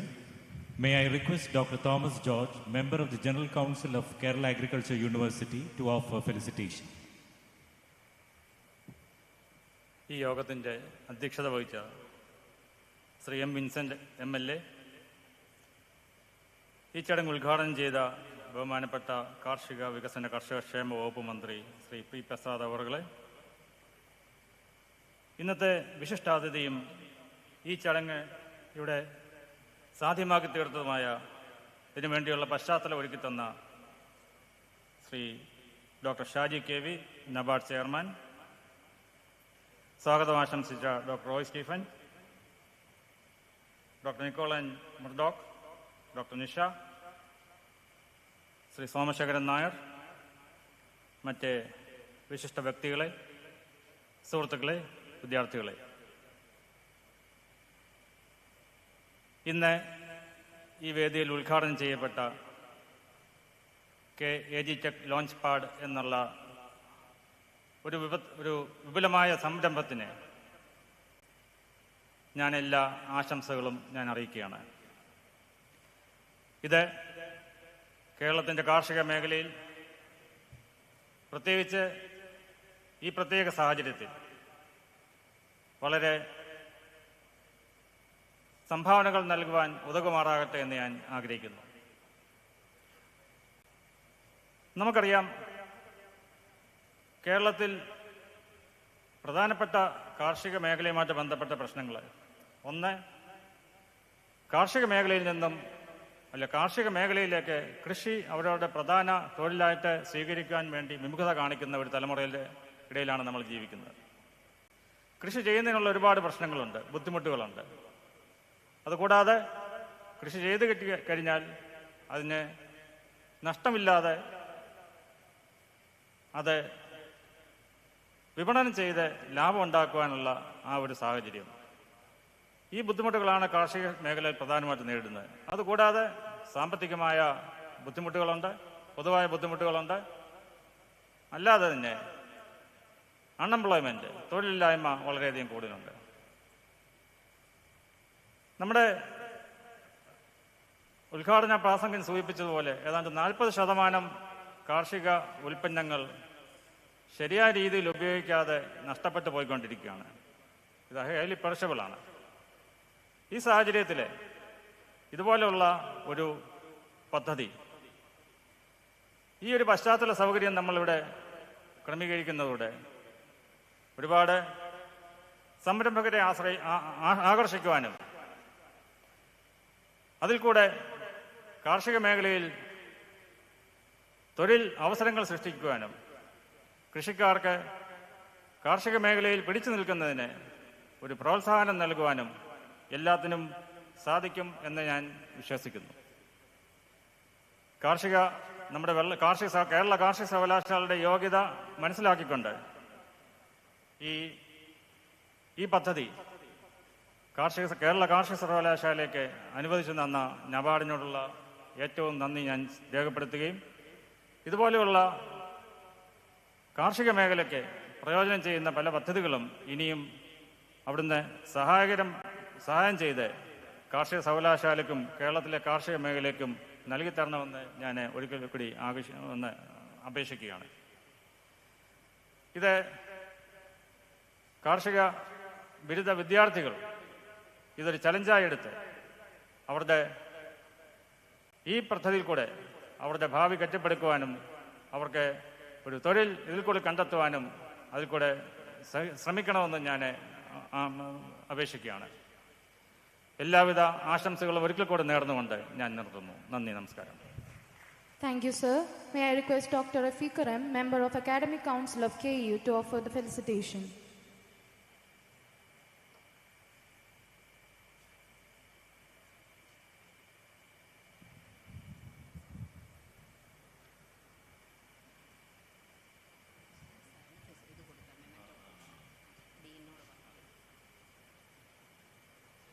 May I request the respected Dean to present a memento to Shri Somashekharan Nair, the President of the Kallur Grama Panchayat.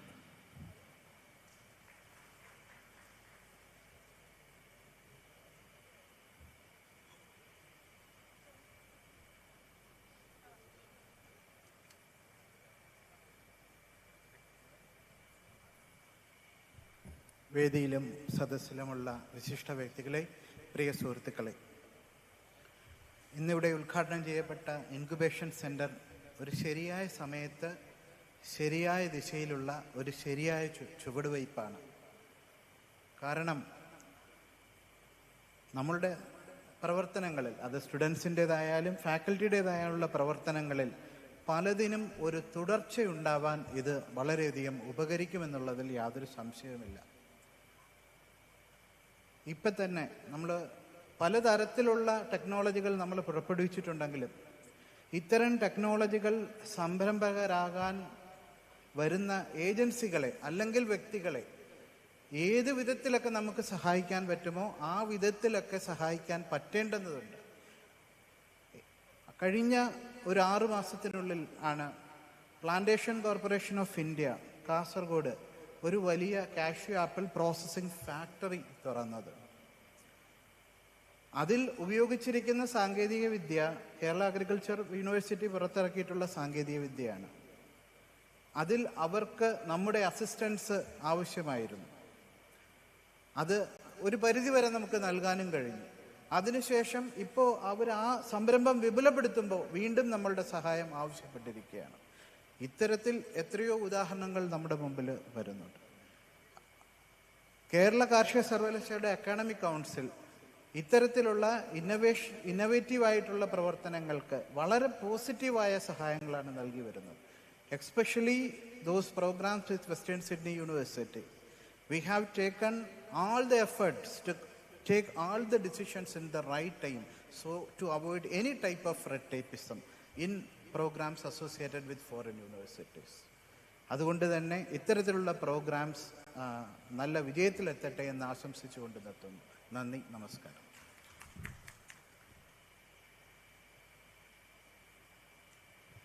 Thank you, sir. Now we have words of felicitation from Sri S.S. Nagesh, Chief Agriculture of Kerala State Planning Board.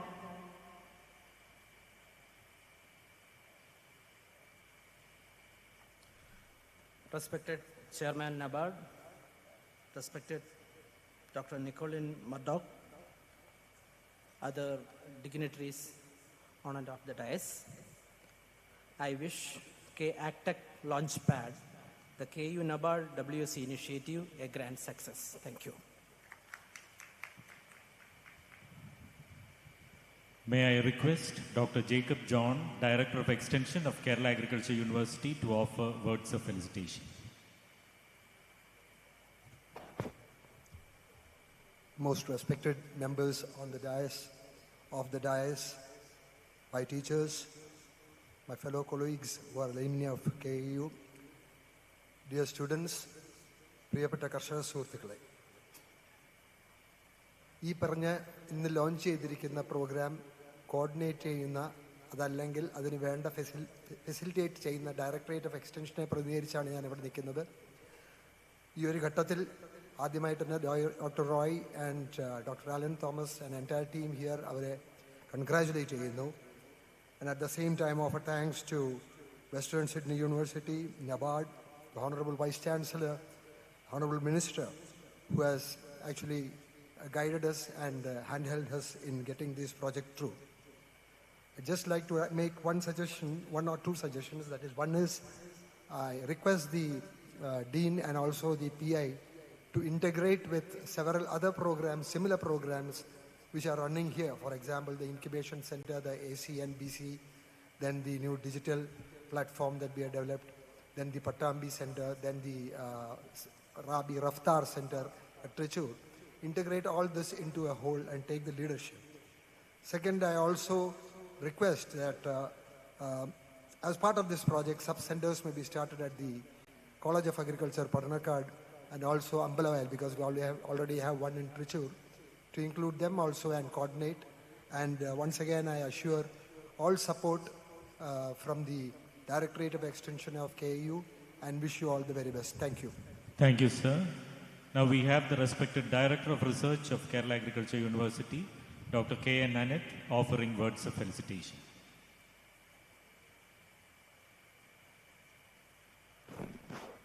Respected dignitaries, I take this opportunity to thank NABARD and Western Sydney University for helping us to have such a program here.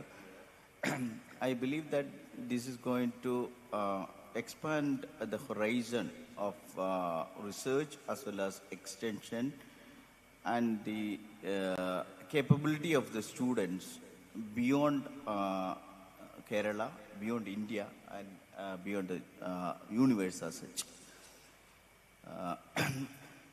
The Director of Research is willing to help the students to come up with novel ideas, and I believe that, any new ideas that are going to come into this particular launch part,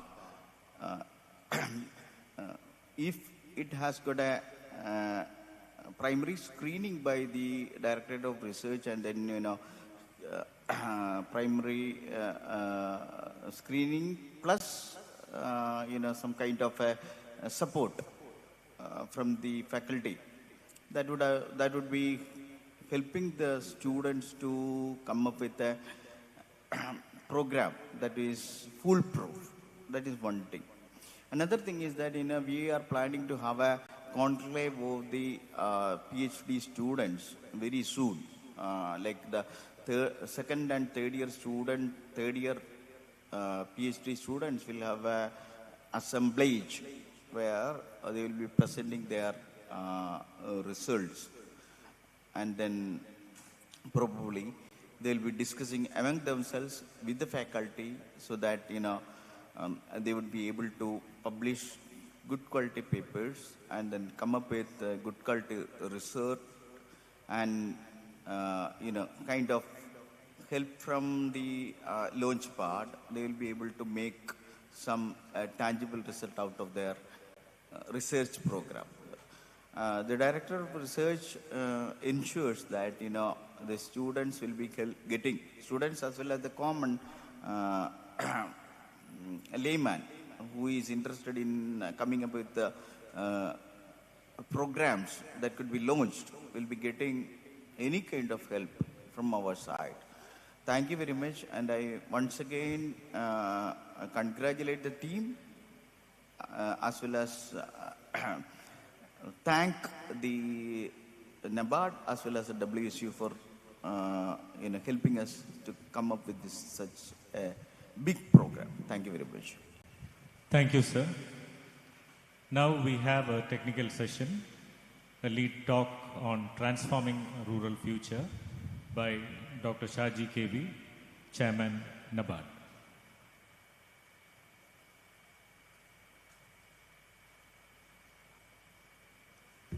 So good to take the podium once again. I don't know how much it will be technical. If it is more interactive, that will be helping me because I have not prepared anything. It's kept as a informal talk only. So if some interaction from the audience, if it is there, it will be helping me to actually set my thoughts and then can give. I think around 15 minutes. So first I'll ask a question. What are the three important priorities of government or India as of now? Can you name three important priorities? You can be wrong, that's okay. Three important priorities of India. So daily you are hearing. Okay, so then I think I have to tell. As per me, three priorities are, first is growth.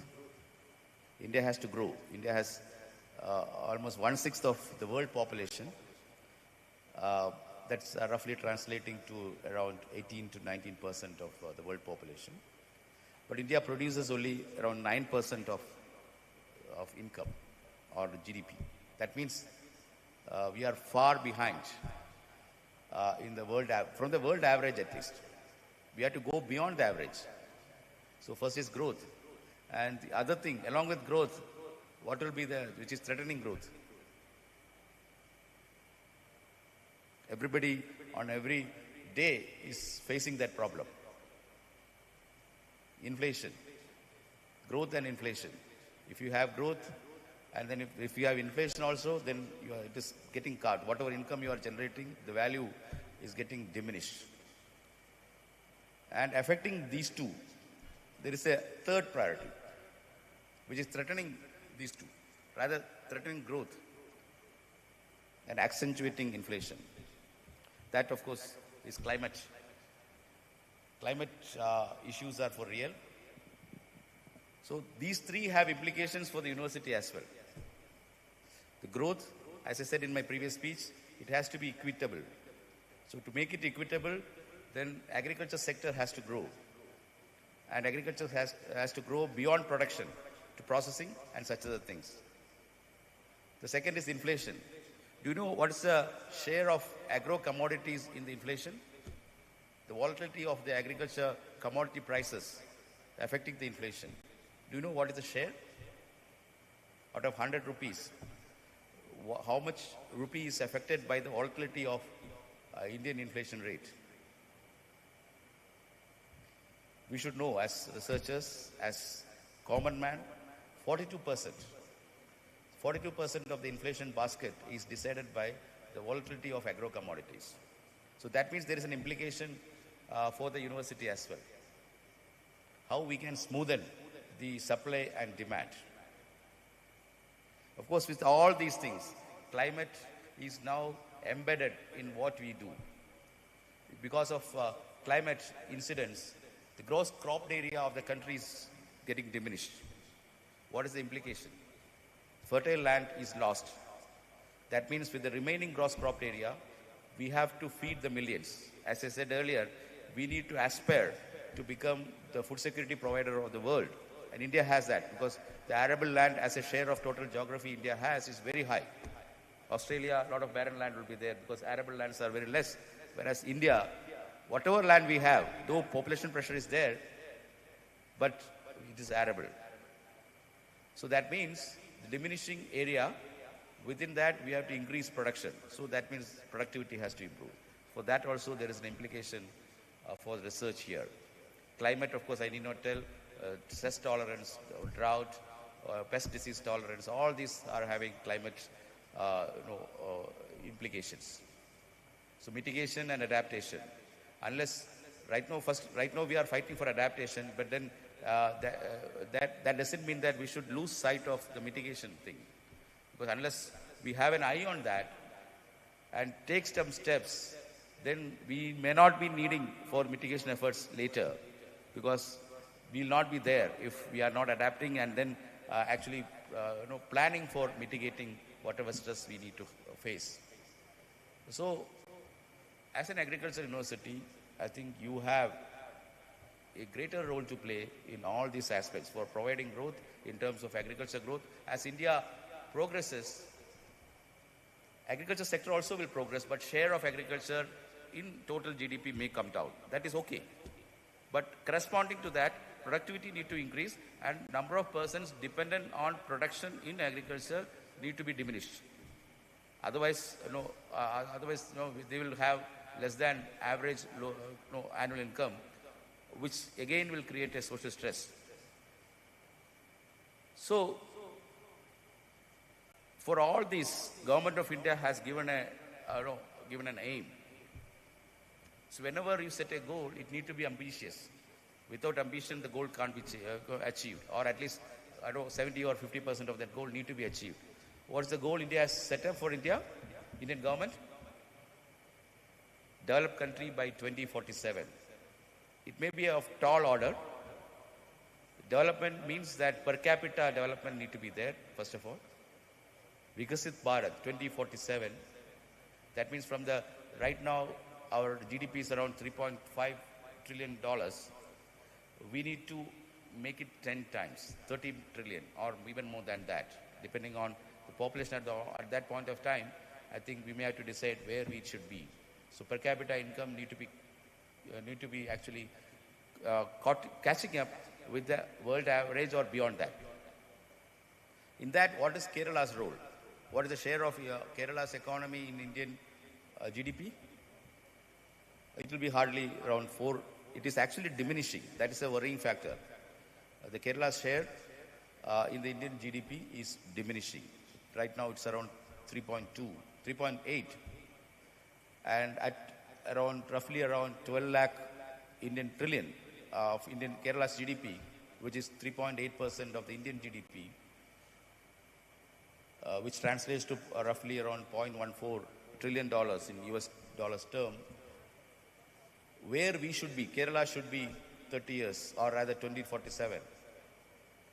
The share, if it has to remain at 3.8, then we need to add at least $1 more trillion US dollars to our GDP.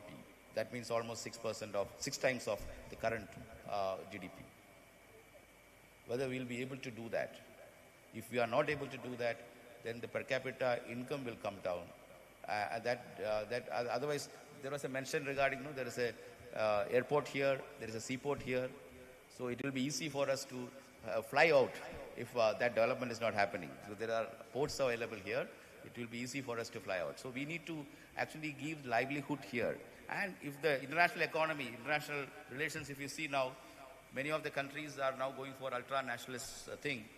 That doesn't mean that India also should look inward. Our Indian government is now having an aim of leading the global south, because South-South dialogue is there. For that, a lot of fora has been set up. Australia is an integral part of that fora, the Quad you have seen. So all these things are for collaborations. And the Indian philosophy of one world, one family, Vasudhaiva Kutumbakam, which was the motto of G20, which we demonstrated during our COVID period. To live up to that expectation, I think India need to set its house in order. Our per capita production in all the crops, if you take, there is a lot of headroom available to reach the world average. Rice, if you take, around 40% of the average. China is almost 3 times of our per capita production. With China is also having problem of less arable land as a percentage of their total geography, but their per capita production is very high. So there is a lot of things to catch up. Headroom available is huge. That challenge is our potential. For that, what type of research we are doing? Are we looking at those averages and trying to catch up with that averages? I was just talking to the dean that how you formulate a research question. He was telling that a lot of workshops are being conducted. Most of these workshops are localized workshops, specifying some important problems in the localized thing. But we can think about the national or global outlook as well. So when I took charge in NABARD, I thought that we are a national entity looking to the rural sector, which is affecting almost 60% of India's population. That means we have a larger role to play. But Indian government told that no, our canvas is not India alone. You have to look beyond. That we have to share our experiences with the other countries who are at least 10 or 15 years behind our level of development. And that is where we look to Africa. Malawi, we have interactions. We are having with Nigeria, we are having interactions. Fiji, Indian diaspora is very huge. If you have gone to Fiji, around 50% of the population over there are from India. Caribbean islands. These are all, Indian diaspora is huge, and they are looking to India for a lot of assistance in terms of technology assistance, monetary assistance. Of course, monetary assistance we may not be able to do because we have our own problems within the country. But then we can always give technical assistance, our knowledge transfer, where we were 20 years back, they are there at this point of time. Can we share our journey, how we developed till now, so that they can learn from those and fast track their development, so that overall welfare around the world will improve, and then social strife, everything will be kept to the minimum. And there, in every country, agriculture being the primary sector, the problems in the agriculture sector and or lack of efficiency in the agriculture sector is being transmitted to other sectors as tensions, as lesser development. So in that context, I think the Kerala Agriculture University should look at improving their lookout, look at those problems. Now, coming to the climate aspect, whatever we do in agriculture sector have a relevance to climate. The problem is that we need to document those things properly in terms of those frameworks which others understand. If that is done, I think more than half of the work is done. In that context, we have in NABARD came out with a green taxonomy, because green taxonomy need to be there for every sector. If you have watched the current union budget, there was an announcement that sector-wise taxonomies, green taxonomies will be coming up. So we have developed the green taxonomy for agriculture sector, and we have shared it with Government of India. And internally, we have actually institutionalized those terminologies, so that whenever we look for raising resources, for all, whatever we do, we need resource. Funding is required, and that funding can't be grant every time. For example, today we have given grant and given a roadmap for spending around 14.8 crores. Beyond that, what? It should be sustainable. So that funding can't be grant always. After a certain point of time, that entity or that organization need to stand on its own. If you continue to parasite on grant, then efficiency improvement will not come.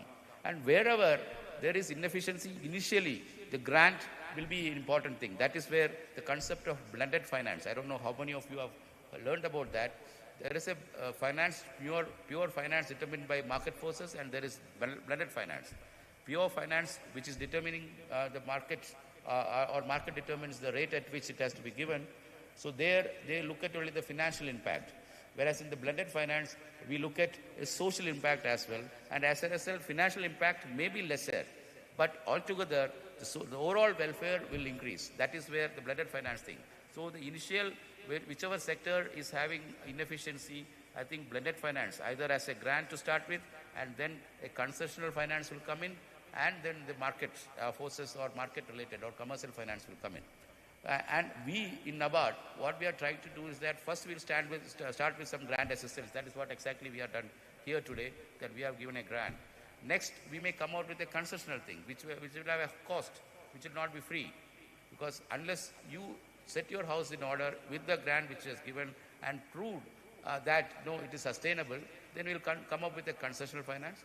And the third stage will be that you will be on your own. You have to now look for resources. Maybe some of the successful startups here would have earned something so that they will give back in terms of whatever capital share you are taking as a capital appreciation you may get, which can be then recycled for more innovative projects and more people to benefit.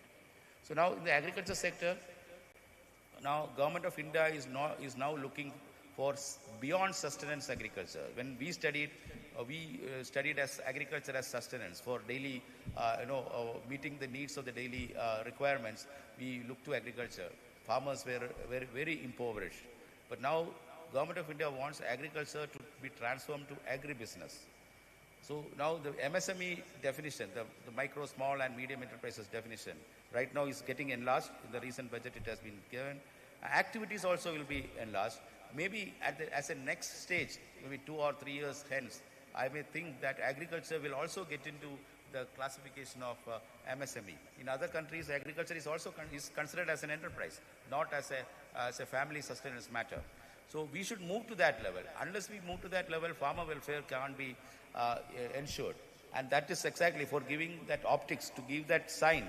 That's where the Agriculture Department got renamed way back in Government of India as Department of Agriculture and Farmer Welfare. It's not confined to production. It is not confined to giving assistance. We are concerned about the welfare of the farmer. So here, as a follow-up, I think states also have taken that terminology, but in real sense, whether we are delivering farmer the welfare. And that is where, first the research will come in, and research should be supported by seed capital, whichever can be scalable. I'm not telling that 100% of the research will end in successful enterprises. It never will happen. Maybe 20% of that. If 20% also is not happening, I think there is some problem with the formulation of the research, so that we need to cross-check whether there is any problem with the formulation of the research question. That should be relevant, that research question should be relevant, it should be scalable, it should be publishable as well, so that the patenting and such other things also get benefit, and the researchers also will get benefit out of the patents. We should aim at that, and then that patent can be used as a corpus for the university for furthering the research activities. That is where we should not look outside for every time for grant. I think university also can think about giving targets for the researchers to set up such patents, and based on the patents, some increments. I don't know how your salaries and such other things or performance incentives are getting calculated. So based on that, I think we should need to incentivize. Maybe they can keep a share of whatever patented income they are getting, some sort of that. Here, yesterday I was attending an RBI seminar on climate where I was a panel member. So there, the World Bank team was there, IFAD was there. All of them are looking to India for solutions because they know that India has a rich research ecosystem and India has all the problems in the world. So that means the potential is there. Whether researchers are making use of that potential, that is where they're looking at. And they have certain solutions for our of our problems, but that need to be customized for the country. But then they are also very choosy in terms of giving away the grants and such other things. But for India, as of now, money is not an issue. The problem is that how are we going to spend? That is an issue. As a development finance institution, we are in the process of that blended finance realm where we look at not financial returns alone, but then for our sustainability, there is need to be some sort of a return. Otherwise, we can't just give away money like this. So we have been adequately capitalized by the Government of India. Whatever capital we have, it is sufficient enough for us to use that capital for this blended interventions. That is where we are structuring first the grant, and then we'll go for a concessional loans. We have subsidiaries where we'll give venture capital assistance and such other things. And beyond that, we also give pure finance. That is pure market-related finance which we give. We are dealing with the state government in terms of concessional finance in the Rural Infrastructure Development Fund. The best example is the bund, which is in the bund there is a construction going on, which is assisted by NABARD through its scheme. Now, fisheries, today morning there was a discussion with the fisheries minister. He is having grand plans how to operationalize or how to modernize this fisheries sector. Fisheries is not part of your thing, but then for us, agri sector or our aim is the rural sector. Rural sector involves agri, fisheries, animal husbandry, rural entrepreneurship, MSME units in rural, anything which is happening in the rural, green, all the things are within our mandate. And as per that, whatever the fisheries minister was telling, that can be integrated to a lot of things which we are already doing. Which when I heard about his presentation, I thought we are already doing this with the agriculture department. So some interventions in the Kadir app is there, which NABARD is facilitating. So that can be leveraged. Whatever technology we have used, instead of reinventing the wheel, we can make use of that, integrated with the fisheries. Government of India is giving a lot of importance to employment generation. And they find that rural employment generation to prevent migration needs the need of the hour. We need to provide livelihood at their own residences, their own area. And you should look at such opportunities for research as morals can be created. So there, fisheries is one of the important activity, which was unusual for me also. When I was attending the meeting at the Prime Minister's office, the Prime Minister himself is very much interested in developing the fisheries sector because he realizes that fisheries is a sector which is having potential to give employment to the bottom of the pyramid. And from his experience as Chief Minister, what he told personally was that, one aspect he failed in Gujarat was that he couldn't develop fisheries sector there, but because unfortunately Gujaratis are really non-vegetarian, so there is no supply chain available at the backyard. But that's not the case with most of the coastal states. So there we have to develop blue economy. You have heard about blue economy and also blue carbon. All these things as an offshoot of our intervention in the coastal areas. Blue carbon economy is the most efficient economy in terms of carbon sequestration. On that, what we are doing as researchers, I think the 10 times of sequestration which we can do in the land in agroforestry, we can do it in ocean without affecting the land or without affecting the livelihood. We need not disturb the livelihood right now, because here, as we embark on climate resilience, climate mitigation, adaptation, the first important thing is that we have to protect the current income of the people. Any of adding cost in terms of mitigation or adaptation to the already poor farmer will be further depriving him of his welfare. So we need to actually ring fence these farmers from these activities, and that is why Government of India has not recognized at the international level the carbon emission from the agriculture sector. We refuse to recognize this as a problem, though almost 17% of India's carbon emission is coming from agriculture sector. But to protect the farmers, we told that it will be only a voluntary carbon market which we will be doing in India, because we can't burden farmers with additional cost for climate resilience, for something which they are not responsible for. They are trying to get their livelihood in order. Beyond that, if you add that, you have a responsibility to protect climate as well. But traditionally, if you see, Indian agriculture was in sync with the local economy, local climate and such a thing. It was climate non-intrusive.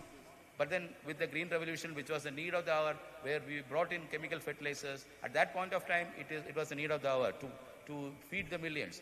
Right now, we are at a position that we can reverse the ill effects of the Green Revolution.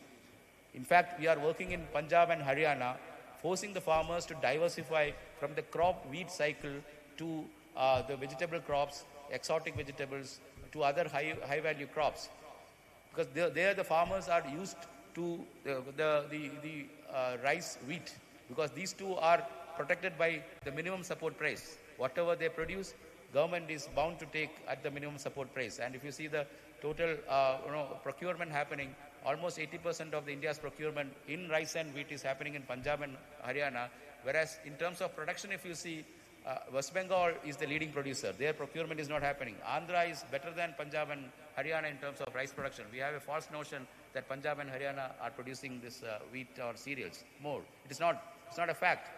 Because there is a vested interest within Punjab and Haryana, so that we are now forcing. The problem with the cereal cultivation is that it is a water guzzling. You are aware. We are exporting basmati rice. Along with that, we are exporting water also. Water of India is getting exported. So we need to sensitize the farmer that for the generations to come, we need to protect the economy, the geography. Otherwise, we are taking loans for improving our livelihoods, and we intend to pay back the loans during our lifetime itself. If we pass on these liabilities to next generation, the problem will be that we are passing on the liability taken by us to the next generation with a degraded asset. The geography, the land is destroyed. He may not be able to actually produce enough to even meet that. The intergenerational shifting of the debt from current generation to the next, we should actually leave the generation with a better microclimate, better geography, so that he can earn more to whatever ills we have created. And for that, we need to embed the climate consciousness in every aspect which we do. Already we are doing, we need to now document it properly. We in NABARD also learned it the hard way, because we wanted to raise resources, we wanted to issue the green bond. For the first time in India, we wanted to issue green bond. When we looked back, we saw that our documentation is not proper. We are not properly given the framework, whatever taxonomy the market understands, that is not there. Now we are in a position to set our house in order, so we will be shortly coming up with a green bond. So we expect that market will be very benign in pricing that bond, so that we can generate resources at below market price and then help the sector in that blended finance activity which we are doing. And in that journey, in a multifaceted journey which we are doing, we are now trying to shore up our resources in terms of technology. We have digitized many of the things, because it will be very difficult for us to document everything physically. So digital means accurate data will be there at the correct time. We can generate data warehouse for the sector we are developing. The voluntary carbon market, we are working with Government of India, Department of Agriculture, as well as Fisheries and Animal Husbandry, to have a voluntary carbon market framework. Later, they may be transformed into regulatory carbon market maybe 10 years down the line, when India is sufficiently developed. At that time, we need to be setting our house in order in terms of resilience as well. So in that journey, I think I'll request the management over here of the university and the college that you need to document your activities properly. Almost 100% of your thing will be qualifying for green.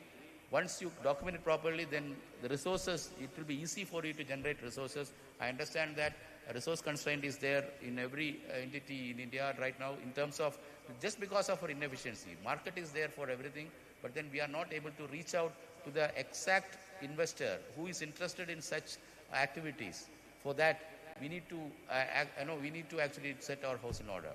I hope the activities over here will be now getting reoriented, some sort of a market orientation we are trying to do with this Agri Innovation Hub.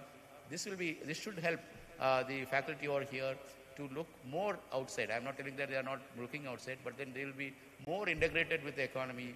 World is your canvas. You can go forward with sure steps. NABARD will be there to support in all your activities. Thank you.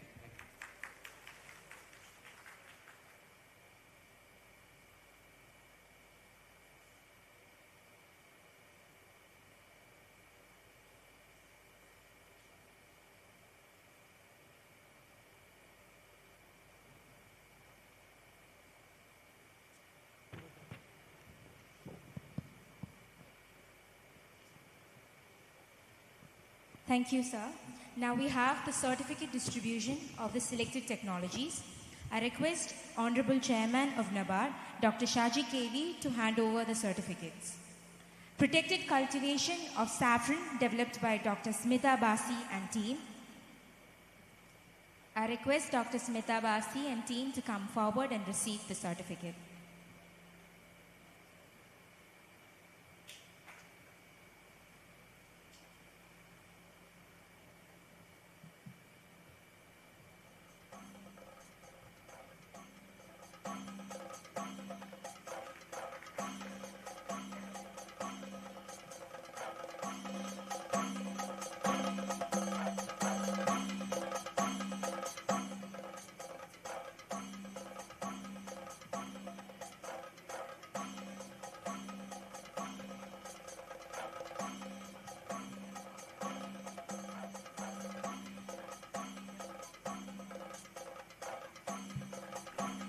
Pelleted biochar-based fertilizers developed by Ms. Parvati Shashigumar and team.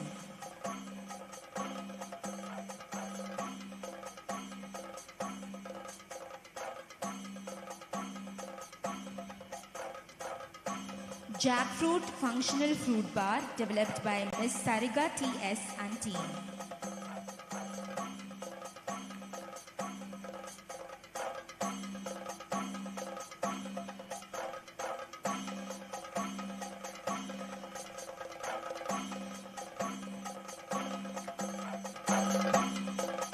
Jackfruit functional fruit bar developed by Ms. Sariga T.S. and team.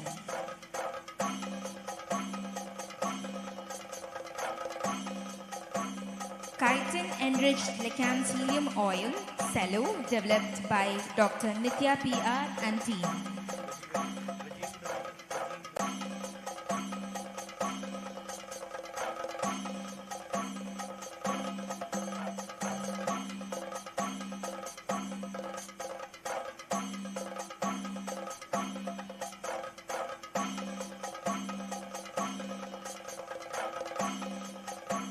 Chitin enriched lecancelium oil, cello, developed by Dr. Nitya P.R. and team.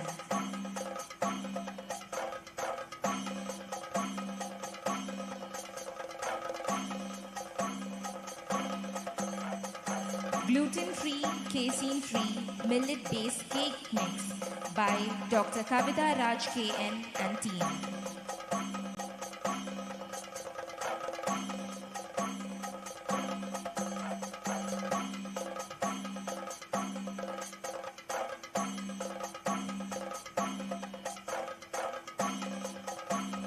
I request Dr. Kavita Raj to come forward and receive the certificate.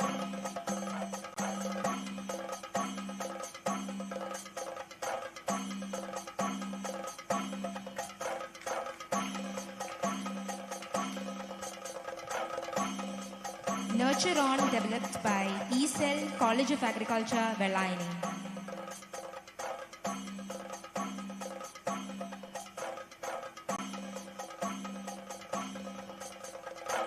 I request the Nurture On the E-Cell team to come forward and receive the certificate.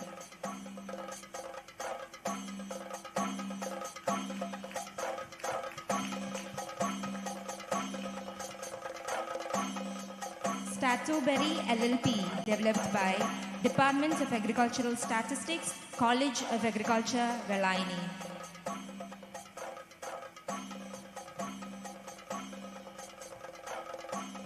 I request the team behind Statuberry LLP developed by Department of Agricultural Statistics to come forward and receive the certificate.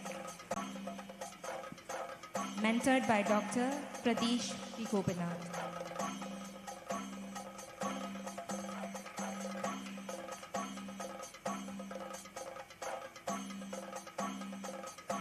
Thank you, sir.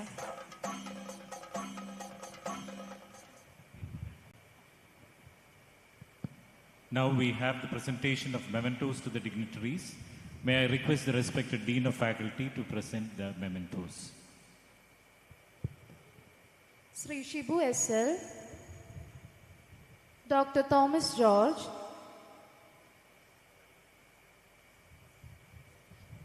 Sri Shibu S.L.,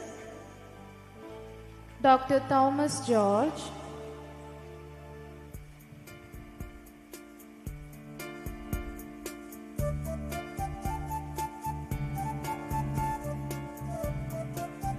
Dr. Rafiqar M, Sri S.S. Nagesh, Sri Baiju N. Kuruppu, Dr. Jacob John,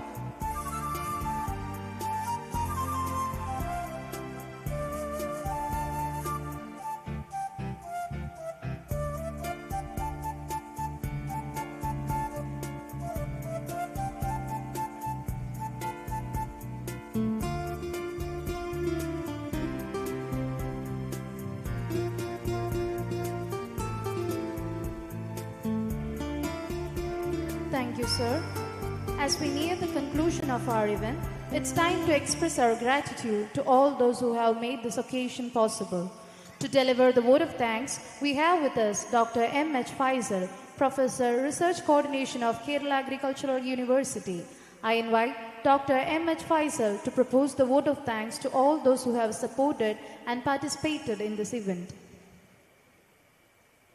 Dignitaries on and off the dais, faculty members, and my dear students.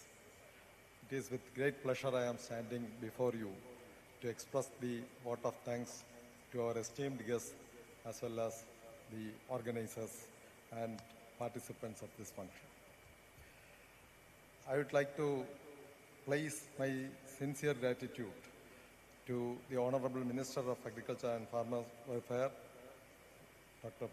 Sri Prasad sir, for being with us and making this function a grand success and inaugurating this function. Our deep sense of gratitude is also to be placed before the Honorable MLA, Kovalam MLA, Advocate M. Vincent. He has been helping us in all our endeavors, and we on behalf of the Kerala Agriculture University place our sincere gratitude to him.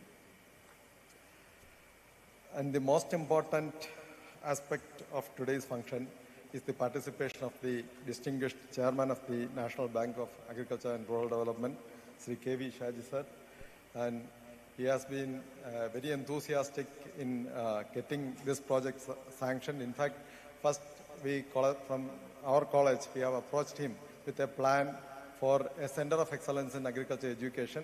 Then he had advised us to proceed in the direction of an incubator, and as he has mentioned, subsequently we had placed all the requirements and the proposals with the team of NABARD at the regional center led by Mr. Sri Baiju S. Kurup sir and his dedicated team. They have been asking us to constantly revise and make it appropriate, and ultimately we could come up with a good proposal, and NABARD has sanctioned it.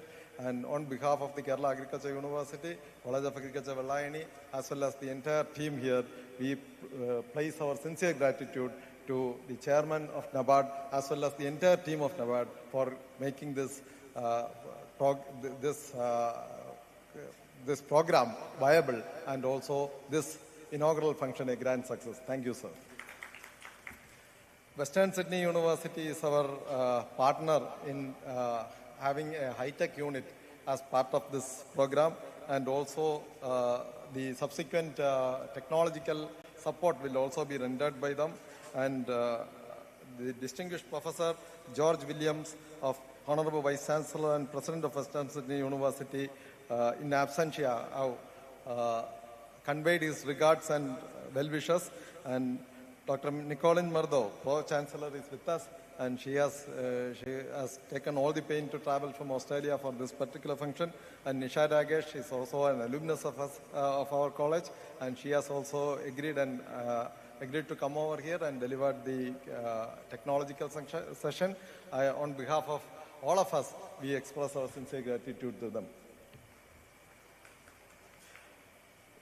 Then our thanks are also due to the felicitators, Sri Somashekaran Nair, President of the KAU-NABARD Panchayat, Sri Shibu, Executive Committee Member of KAU, Dr. Thomas George, General Council Member, Dr. Rafikar, Member Academic Council, Sri S.S. Nagesh, Chief of the Agri of the Kerala Government, Dr. Zakir Hussain, Registrar KAU, Dr. Jacob John, Director of Extension, Dr. K.N. Anith, Director of Research, and Dr. S. Gopakumar, Director of Education. And we place our sincere gratitude for all the help they have rendered. Our Honorable Vice Chancellor B. Ashok, ever since he took over charge as Vice Chancellor, has been helping us in great ways, and he has helped us to think big. And in fact, we were hitherto thinking about small projects. He taught us to make the projects big, worth crores of rupees, and that is how we have initiated several such projects, and today we are successful in getting one of the largest grants issued by the NABARD. On behalf of all of us, we express our gratitude to our Honorable Vice Chancellor. And my thanks are also, this entire function would not have been a success but for the untiring work rendered by the various committees who has helped us in organizing this function. The chairman, conveners, members, and of course the faculty, all the faculty members and students in particular have to be specially congratulated because their efforts in making all the technologies and their display, as well as helping all the committees. There were dedicated student committees behind each committee, and they have helped us in various ways in making this program a grand success. On behalf of Kerala Agriculture University, my own personal behalf, and on behalf of the team, I congratulate all of them. Particularly, a mention has to be made about the team in the Extension Department under the leadership of Dr. Alan Thomas, who has not only worked for the project, but also for the implementation of today's function in a grand manner. I express a sincere gratitude to all of them. Thank you, and thank you very much. Thank you, sir. Now let us rise for the national anthem.